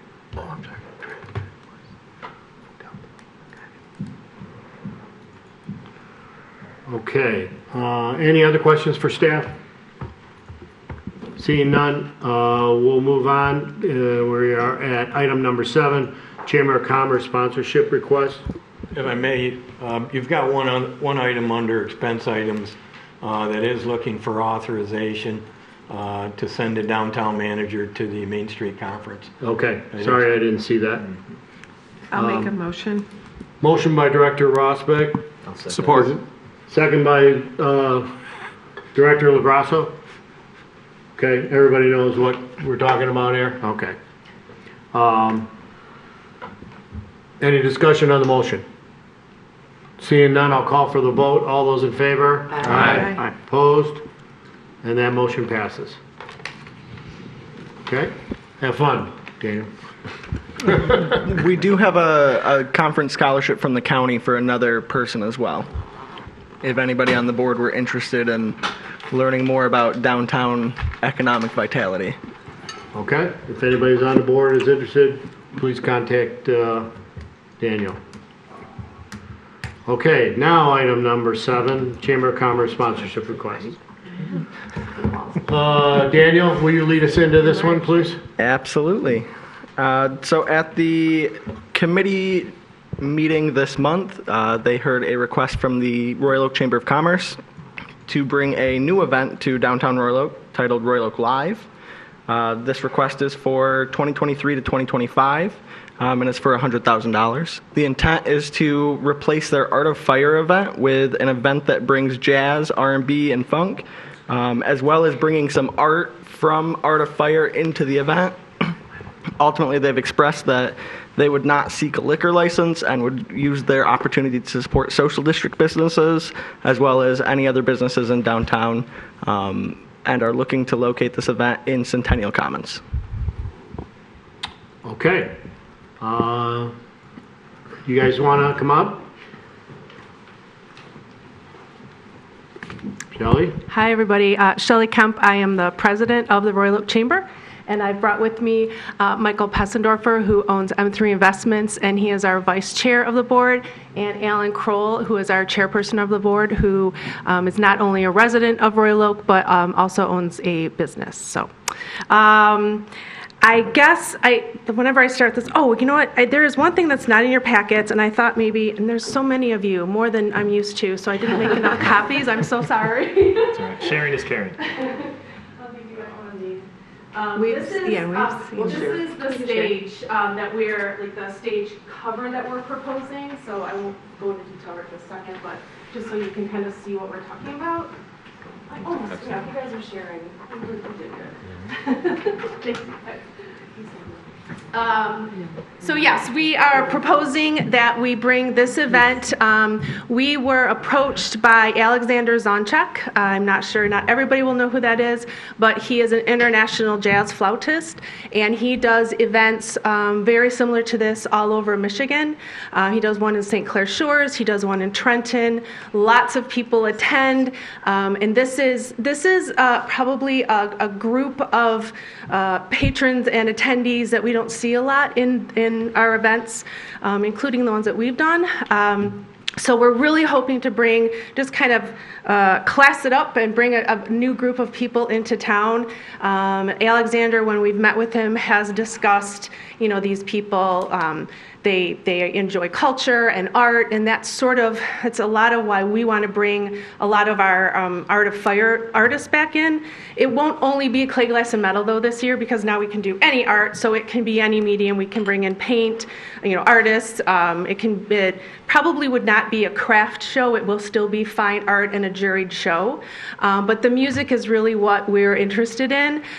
In past, Alexander has brought in people like Peebo Bryson and Kenny G. And I know not everybody, this is maybe not everybody's cup of tea, but this is definitely something that people love to attend. When you look at his numbers that he's brought in the other events, it's a lot of people. We would like it to be in Centennial Commons just because it's a cool park and people can sit on the grass, sit on the hill.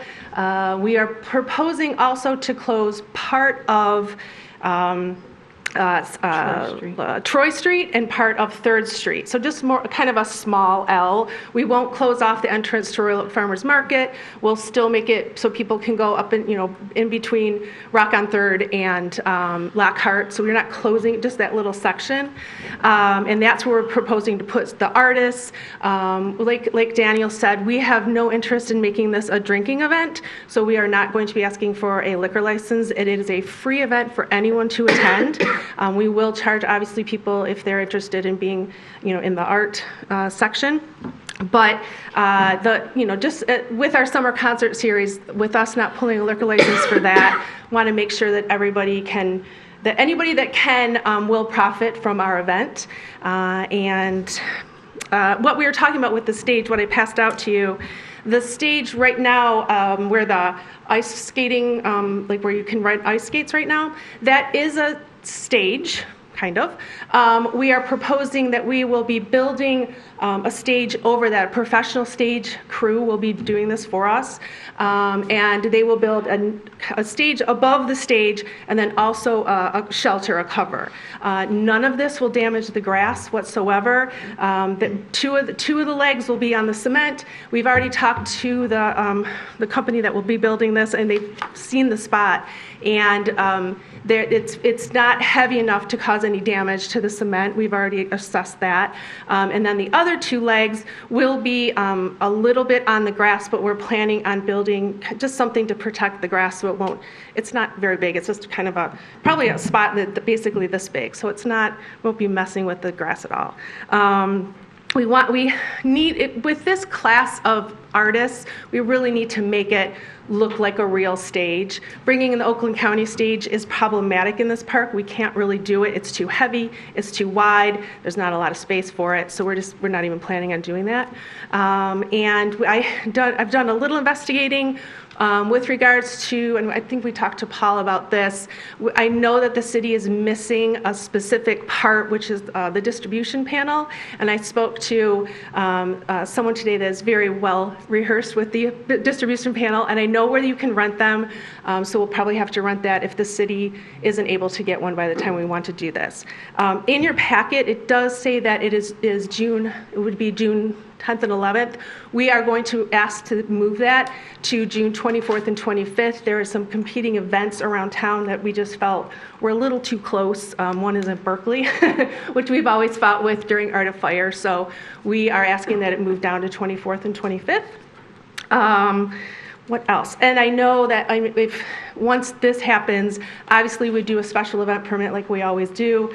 And I realize that we also would need to talk to the Parks and Recreation Advisory Board, and that will be done as well. So don't know what else I can say, if anybody.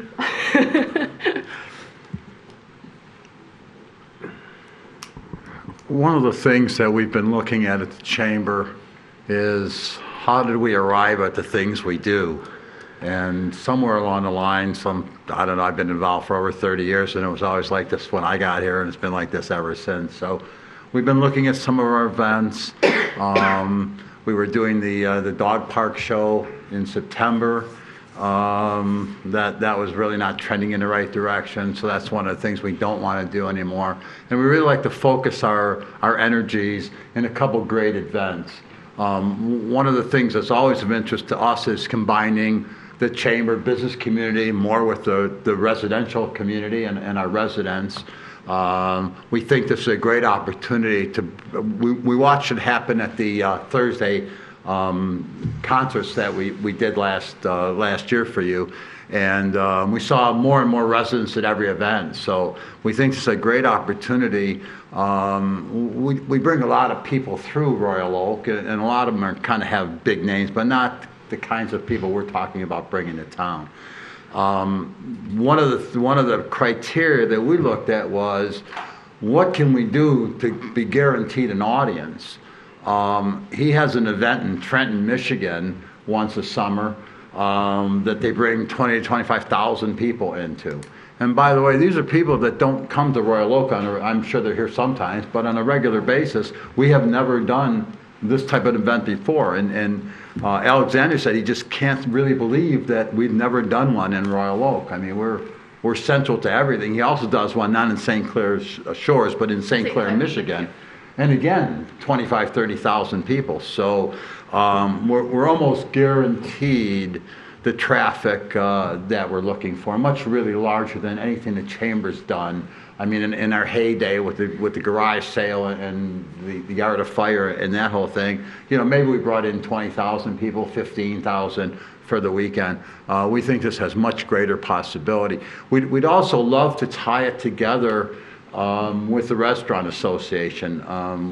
We haven't really had a taste of Royal Oak where we've gotten out there, and we do some good things. I know there's always a problem with the ability to get the people to work the shows, but our hope is in moving forward, if you're in agreement with us, that we would ask them to be involved and hope that they would. Retailers as well, although we realize that this is probably a little more specialized. But we've had some fun in going back and forth. We normally bring a lot of volunteers to this event.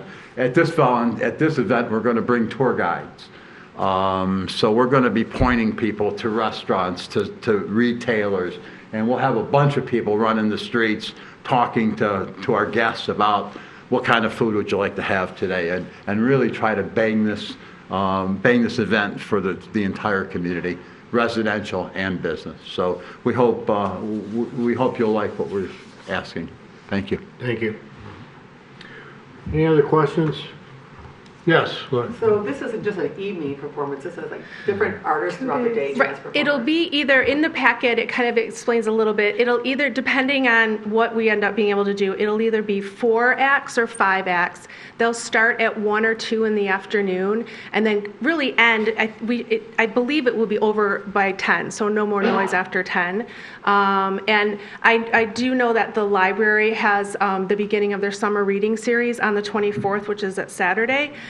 We can easily, that ends at 1 o'clock, we could easily have something start on Saturday after that's over, because they do it out on the porch. So it's not the morning, so it's afternoon and then into the evening. And with your change of date, is the Alexander still available? Yes. Yeah.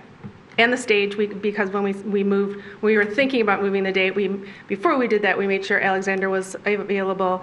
His people, he was really excited. Because this will be the first event they do for the whole season. So it was even on the 24th and 25th. So, and then the stage person is also still available. Yes.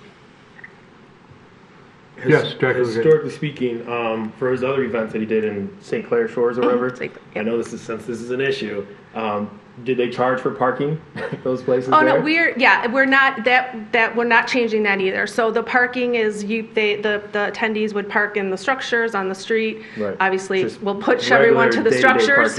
But no, we're not charging for parking. Okay. No. Did they charge at the other events? I don't believe so. No, think so? not to my knowledge. Not in Trenton, because it's in a huge area. Right. So no. Yeah, because I just wanted to expect to pay something for parking coming to a downtown area though. Okay. Right. Maybe we won't make the structures free, but it's however much it costs. Yeah. Yeah. Shelley, this is a 2-year commitment? It's a 3-year we're asking. Commitment. Yep. Yes, Director Ross. I just want to tell the board, the chamber came to our committee meeting last week.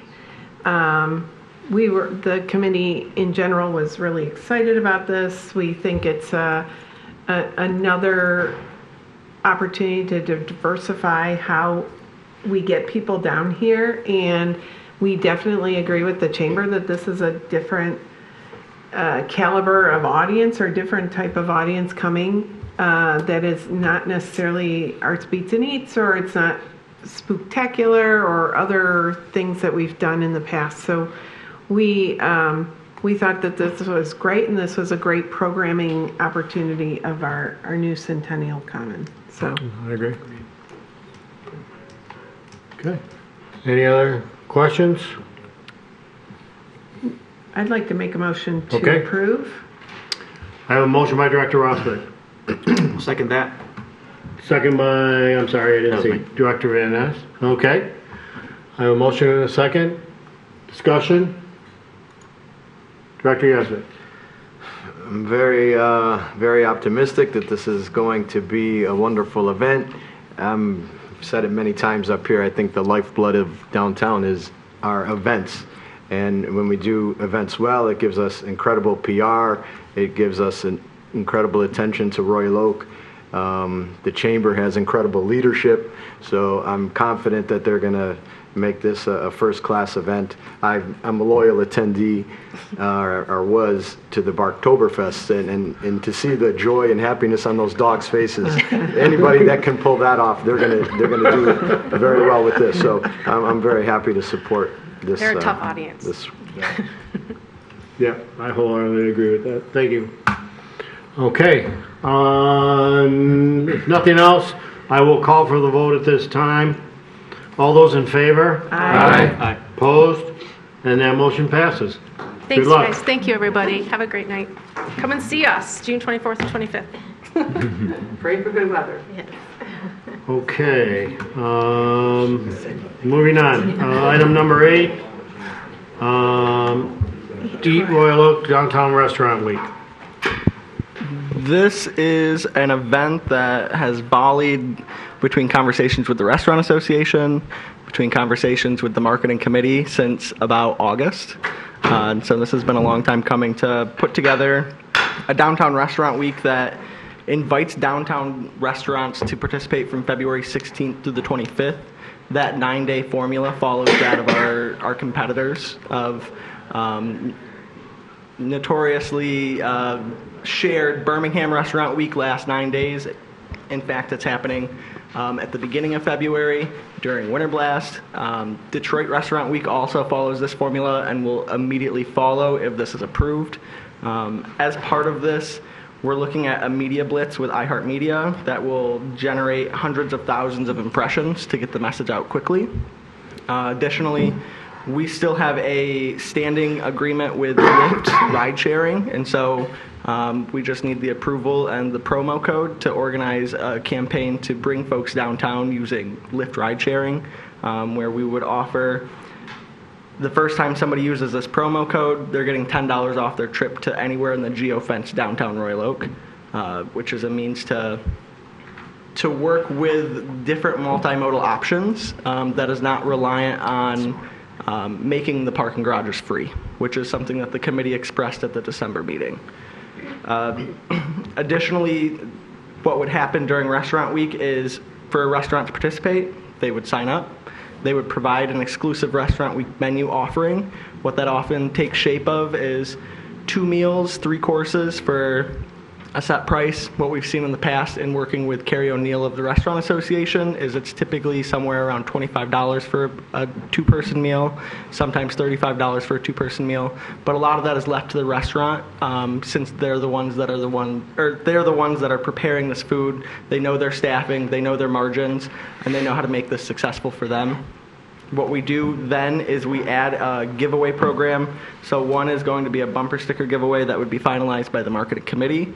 And then the other aspect is to run almost like the shopping spree giveaway we ran during Arts Beats and Eats, where every time somebody comes and enjoys a downtown Royal Oak Restaurant Week meal, they're given an entry card. They enter to win, and then 3 winners win a $1,000 downtown dollar gift card. The purpose of using those as the prizes is they're enticing. The programs we do that feature giveaways of large gift cards like that have higher attendance, have higher amounts of people that are signing up to receive it, and then the direct benefit of them getting that prize is that money then goes instantly back into downtown businesses. During committee discussion, It was discussed that this is a great way to get folks here to experience downtown Royal Oak food. One big thing about downtown Royal Oak's restaurants is that we don't have the foodie scene where there's a new restaurant popping up for 6 months, and then 6 months from now it's a different restaurant, and then it's a different restaurant. We have mainstays like Lily's Seafood. Alchemy, while newer, has been here for a couple years. 526 Main is a mainstay on Main Street. All of these are offering upscale food, and so we need to be bringing people downtown to experience that food if they haven't been here in a while, to experience what sets apart those food venues in downtown. This was unanimously recommended for approval at the committee, and I am ready to answer any questions. Thank you. Just real quick, I'll chime in right now and then we'll deal with the resolutions. But I've been involved with Restaurant Week for a long period of time. And for me personally, all the places that I've been involved with, they've been very successful for me. And I do see a number of new customers just because of this event alone. First time Royal Oakers. That alone in itself, I think, is worth this program. Second to that, every city is doing Restaurant Week right now. And for Royal Oak not to be involved would be a shame. Troy does it. Berkeley does it. Ferndale does it. Detroit does it. Birmingham does it. Everyone has a Restaurant Week now. So I think we need to be involved in that too. I love the idea, the combination of the Lyft and the Uber ride rideshare program. I think the last time we did it, to the best of my knowledge, it was a very successful program. I know I utilized it. To get $10 off, I think is fantastic. That being said, I'm in full support of this resolution. Questions, comments? Director Rossman. I would just say during committee, one of the biggest things to it, our downtown manager was saying, is that we do have mainstays. So what we would really like to see come out of this is a unique menu option during that week. We know that's hard for some of these restaurants at this point, but that's really what we think will help stand out, is that you're offering something that you normally can't get at these mainstays. Good idea. Also, what I also forgot to mention, two quick things. The number of impressions is that we're going to get on this is very impressive through the marketing program. And then what isn't on this resolution, but my understanding is, Daniel, you can correct me if I'm wrong, I think we also have a spot on Channel 4 and on Channel 2 with Fox and WD. I don't think we currently have that spot, but I can look into that. I was in actually in some of this material, unless Our commercial, that's our purchases. We do have commercial spots that run on Effect TV Comcast. I would venture, then I'll just go along and say I would venture a guess that Fox 2 and WDIV will be contacting us regarding Restaurant Week. And through the Restaurant Association, and they'll probably get one of the restaurants featured on both of those stations. So yes, I know what you're referring to. Kristen at Siren Media has been very hard at work. That's since, where I saw since it December. on the Siren Report. We don't even have participating restaurants yet, but we have 2 interviews lined up for participating restaurants, as well as some inclusion on podcasts. From working with Siren, Restaurant Weeks proved to be one of the most positive medias that every station typically wants to pick up. It's good buzz-worthy press for them, and so we're very optimistic about them picking this up more too. Okay. Any questions for Daniel on this? No, I make a motion to approve. Motion by Director Rosbeck. I second. Second by Director Van Saden. Oh, it was London. I'm sorry. I apologize. My head turned the other way. Second by Director London. Thank you. Anything? Seeing none, I'll call for the vote. All those in favor? Aye. Opposed? And that motion passes. Okay, item number 9, Downtown Dollars giveaway. Daniel, this is yours also. For a returning program, 2022 saw the inception of Winter Blast in Royal Oak. With that came another Downtown Dollars giveaway, similar to what we do for Arts Beats and Eats. At the 2022 Arts Beats and Eats, under my recommendation, we shifted our delivery approach.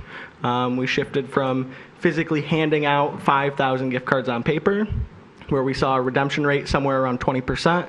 Anecdotally, heard a lot of instances of people coming into storefronts with 30 gift cards just simply because they were handed stacks, or they picked them up off the ground, picked them up out of trash, which leads to some drawbacks for retailers that they've expressed, causes long lines. It makes folks not want to shop there that weekend. At Arts Beats and Eats, we shifted to a virtual delivery where we worked with Yifty to split the portal. So we now have a main portal that has our 75 plus businesses in it. We then have a sub portal that services only our retailers, which is about 25 businesses. That is our way that we ensure that this money goes directly to retail businesses. At Arts Beats and Eats, as I indicated at a previous meeting, we had some technical glitches at the beginning with this portal rollout. Those have been resolved. We had some human error issues on my part as far as delivery. Those were resolved after the first day of Arts Beats and Eats.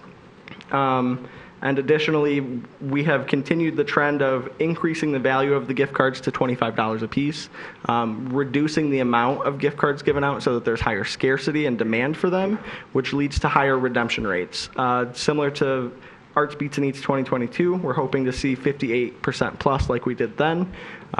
In working with the marketing committee, we've recommended an expiration date at the end of February as opposed to limiting it to the weekend of, to ensure folks can go to the festival, receive the gift card, and then choose to come back later in the month and experience Royal Oak without the festival in town. Additionally, this would be done like that of Arts Beats and Eats. We have A-frame signs that we purchased earlier in the year. In fact, there is one that got brought back earlier, right out there, where we can easily get some Coroplast inserts at a cheap rate. Put that in with proper design branding. We can put those at all of the entrances that I've worked with Mr. Witz on determining what that number would be. And so everybody who enters this festival would see a big sign in front of them that says get $25 free to 25 plus retailers. All you have to do is scan this code. And from there, they would typically do the work themselves as far as they put in their name, their email, their phone number. On the back end, it's then issued through the portal from myself that weekend, as well as Yifty is on standby to offer assistance there. And then on the front end, we also get approximately 3,000 email addresses that are then enrolled in our downtown newsletter to continue sharing the story of what we're doing downtown, our events, and our businesses. Okay. Any questions for staff? Dr. Logano. So Daniel, just to be clear, someone will still be there guiding them on how to scan to sign up, right? There will be some instruction there? So at Arts Beats and Eats, we did not provide any staffing. Arts Beats and Eats had ambassadors there. That was not included in this particular one. We can look at adding that. However, due to our marketing and due to just the name brand of Downtown Dollars at this point and the consistency of our customer base that are looking for those opportunities to get the free dollars, I don't necessarily believe that we'll need ambassadors to push the program. Director Yasbeck. The Arts Beats and Eats, the combination of the new tech, other than a few of the hiccups, with the ambassadors, directing people, that seemed to be successful. It was a very successful formula. Yes, but I don't know that we can comment on the ability to run the program without funding ambassadors because we have not trialed that yet. Yeah. I don't know, just like Alan Kroll said with his event, they're going to have people walking around talking about restaurants and shops. I don't see the harm, and I think it could only benefit us if we have, human-to-human contact. I guess I'm an old timer. I still like that personal communication, even though the technology is nice, of people describing or talking about, shopping and dining in Royal Oak. The decision lies with the board as to whether or not we get a fleet of ambassadors to push the program. If that's the case, I'd recommend that one of the resolutions at the bottom include additional funding to fund that. Director London. So I stopped by the festival twice last year, and the ambassadors were passing out the coupons. They weren't talking about City of Royal. It's cold. I mean, they're just passing things out. I don't think it's necessary, and I think it's a good thing to try. People get it nowadays. Use QR codes at menus or at restaurants. I think people can figure it out. I don't think it's necessary. Director LeCain. I was going to say, like, for the most part, if these businesses, these retailers, us especially, because we do reap some benefits of it, is that you make the businesses themselves the ambassadors, right? If anything, if you're going to put money into something, put more signs, put them in front of the businesses themselves. So people, because I do understand as a veteran as well, human beings in masses are really stupid. Excuse my language. So by making it very simple for them, like you want those $25, go back outside, scan that QR code, come back in and spend it. Make your businesses, your retailers, the people who are receiving this money, the ambassadors for it. And it shouldn't cost as much, in my opinion. So just to clarify, you are proposing we put not only at the festival, the Winter Blast Festival, but also within the retail areas. Because I know we have those little stickers that are about this big that say downtown dollars, but people don't really look that much. So even just a bigger one with the QR code, temporary, put it on the front door. Every retailer, make it very, very simple. I think you're trying to drive people to the festival. Yeah, just like, what's again? I think you want to drive people to the festival. Yeah, of course, and I completely understand. Just give them the opportunity that if you're going to spend these downtown dollars, make it easy for them, so you don't just have to go to the front of the festival anymore. It's right there at the retailer. Just saying, make the retailers, make everyone an ambassador. I think it kind of defeats the purpose of trying to capture people at the festival. I don't know. Yeah. One thing just for the festival time frame. One thing to note on using the retailers to market this is to the lead up of Arts Beats and Eats, we put out social media that was shared by most of our retailers that participate. So it's a picture of the sign without the actual QR code that says, look for this sign at the festival to get your free $25. And then after that was shared out, all of the businesses typically were sharing that on their story, reposting it on their content feeds, and that also receives reception from their loyal customer base as well. So, Director Safaya, or Chairman Safaya, yes. I guess, before we make a motion, I would just like to say, this is only 3,000 cards. It's not the kind of audience that is usually at Arts Beats and Eats. So the crowd size is smaller. I would venture that we test the water with this in terms of not using a human interaction to see if we actually get people to not be blind to the signs we have posted. But in the same vein, I do believe we always need the ambassadors at an Arts Beats and Eats. That's just that's too big of a festival to have someone actually see a sign amongst the crowds. So I would say try this out without an ambassador, but we could, it is a 3-day festival. Or we put into the funding that if there is a need for an ambassador on day 2 and 3, that maybe it can be But you won't know until the added. end of the month of February. Yeah. I say we just Well, give it a try. you will know by how many people actually interact with the scan. That's true. So, you'll know right away whether people are seeing it or not. That's true. So, I don't think it's rocket science, but It's only 1,000 scans a day, so I think it's a go fast personally.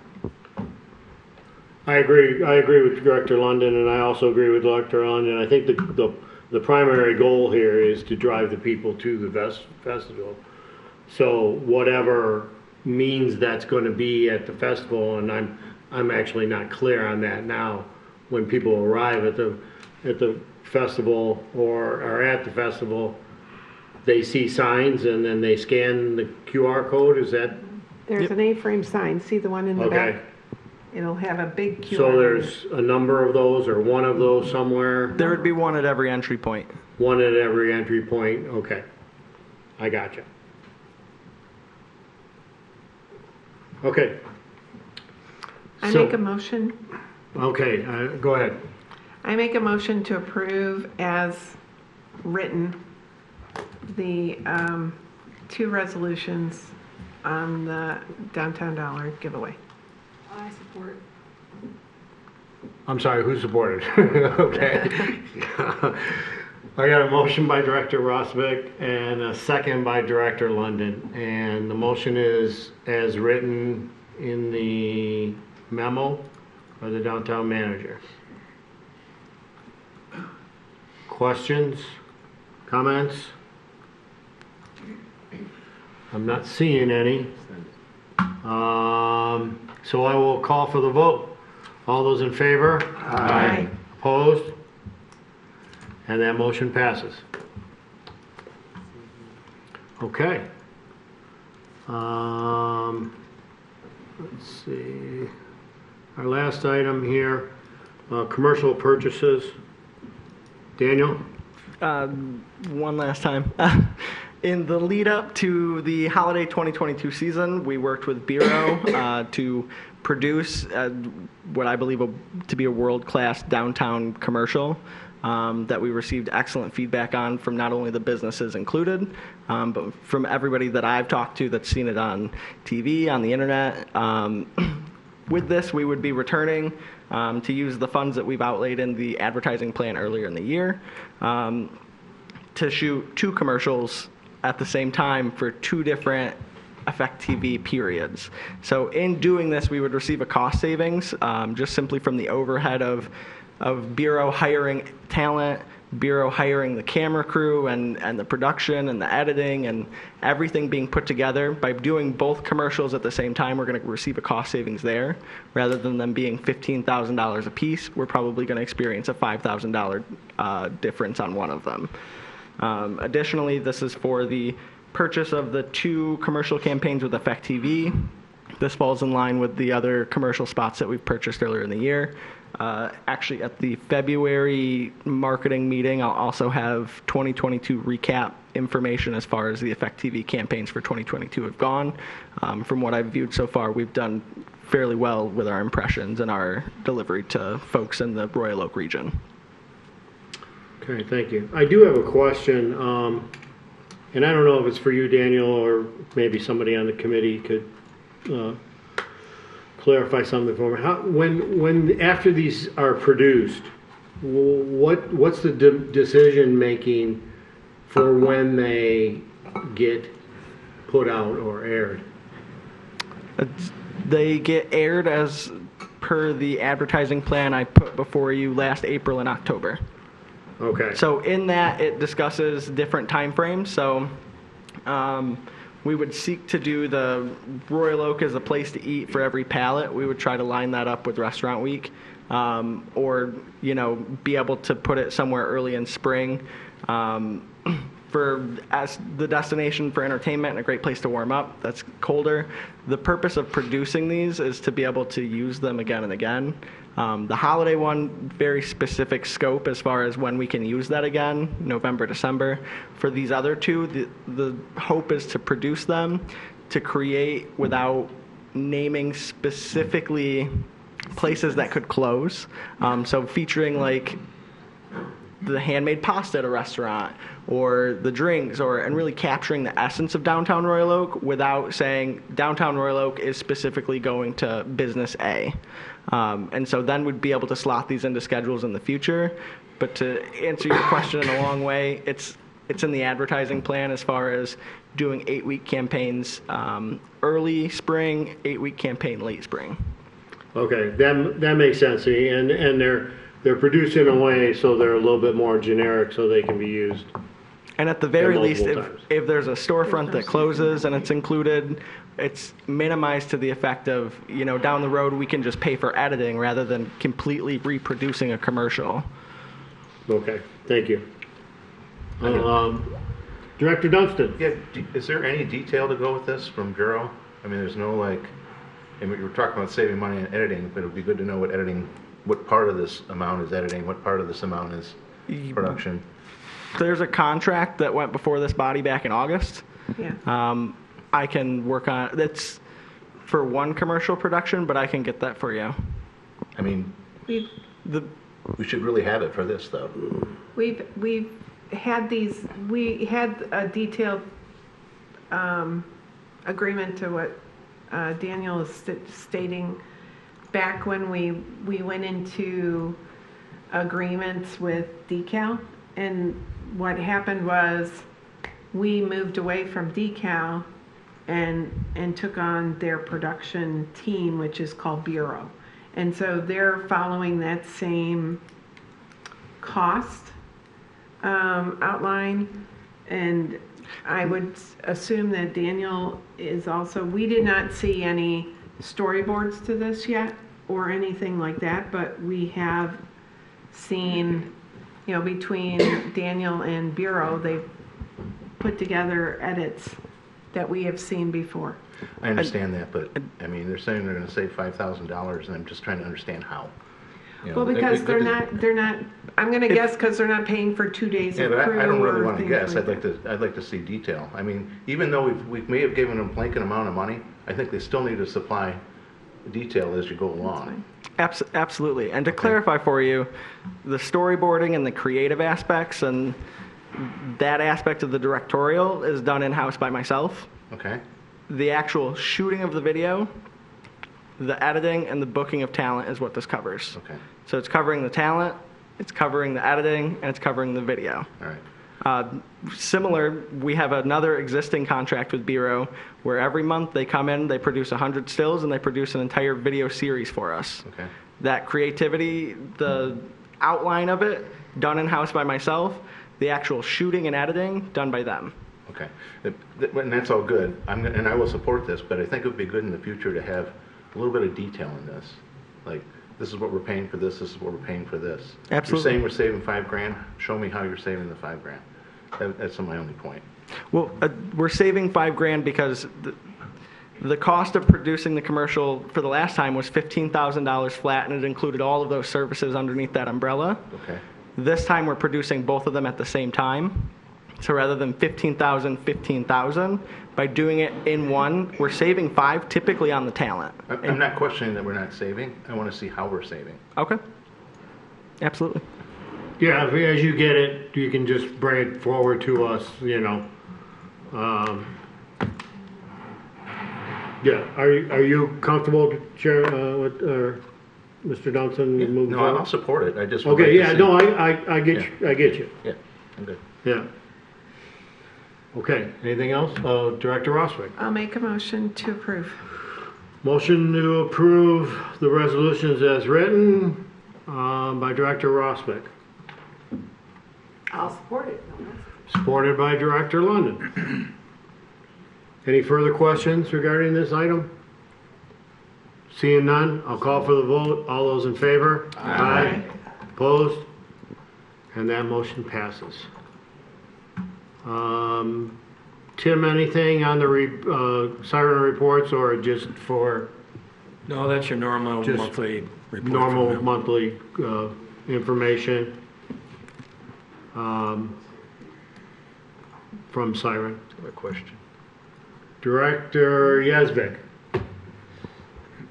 What is the procedure to have something placed on the agenda? We talked about last month Arts Beats and Eats sponsorship. If we wanted to get that on the agenda, how do we go about doing that? What is the procedure? Well, first of all, I guess we need the committee to review an agreement, have the committee make a recommendation on the agreement. Then it's a three-party agreement, so any action the DDA board would take would still be subject to City Commission and Arts Beats Needs review. So it normally would start at the committee level with wording for an agreement or revisions to that agreement. If we wanted to just deal with the sponsorship, the money aspect of it, is that something we could put on the agenda? Because we did talk about it in committee in December. Understanding the contract is not available yet, but just the money aspect of it, in discussion with some commissioners, they were questioning what our position was on the money support of it, and I would like to provide that, or this, at least discuss where we're at on that. Is there a way to get that on the agenda? I'm not sure how you would do that without amending the agreement. The agreement right now with Arts, Beats, and Eats runs 2 more years. So you're committed to your $100,000 for 2 more years. There's no action necessary for your commitment for 2 more years. The discussion that occurred was in regards to an extension that the City Commission was discussing at the request of Mr. Witz, and the City Commission decided that they needed more information, wanted to look at the totality of the agreement before they got into an extension.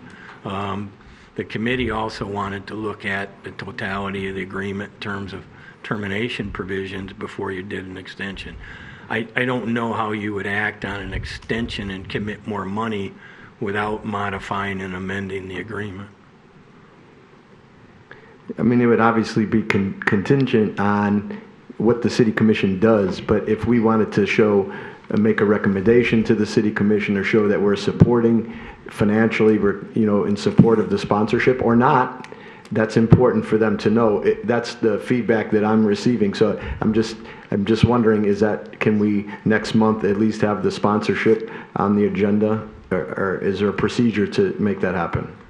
Well, you can pass a resolution, I suppose, at the next meeting if the committee wants to recommend that.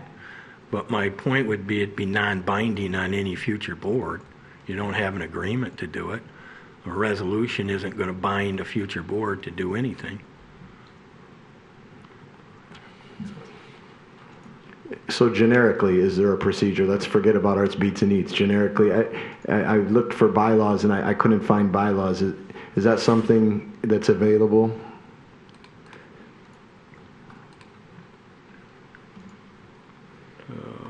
Bylaws are included under item 3. Your organizational items, the rules and regulations to transact business are attached to that on tonight's agenda. They're under organizational items. But they're also on the city's website under the DDAs. Those rules and regulations are the bylaws? Yes. But again, if you want to discuss it at the next meeting, we'd be happy to put it on as further information, but I don't see passing a resolution as being binding on a board 3 years from now.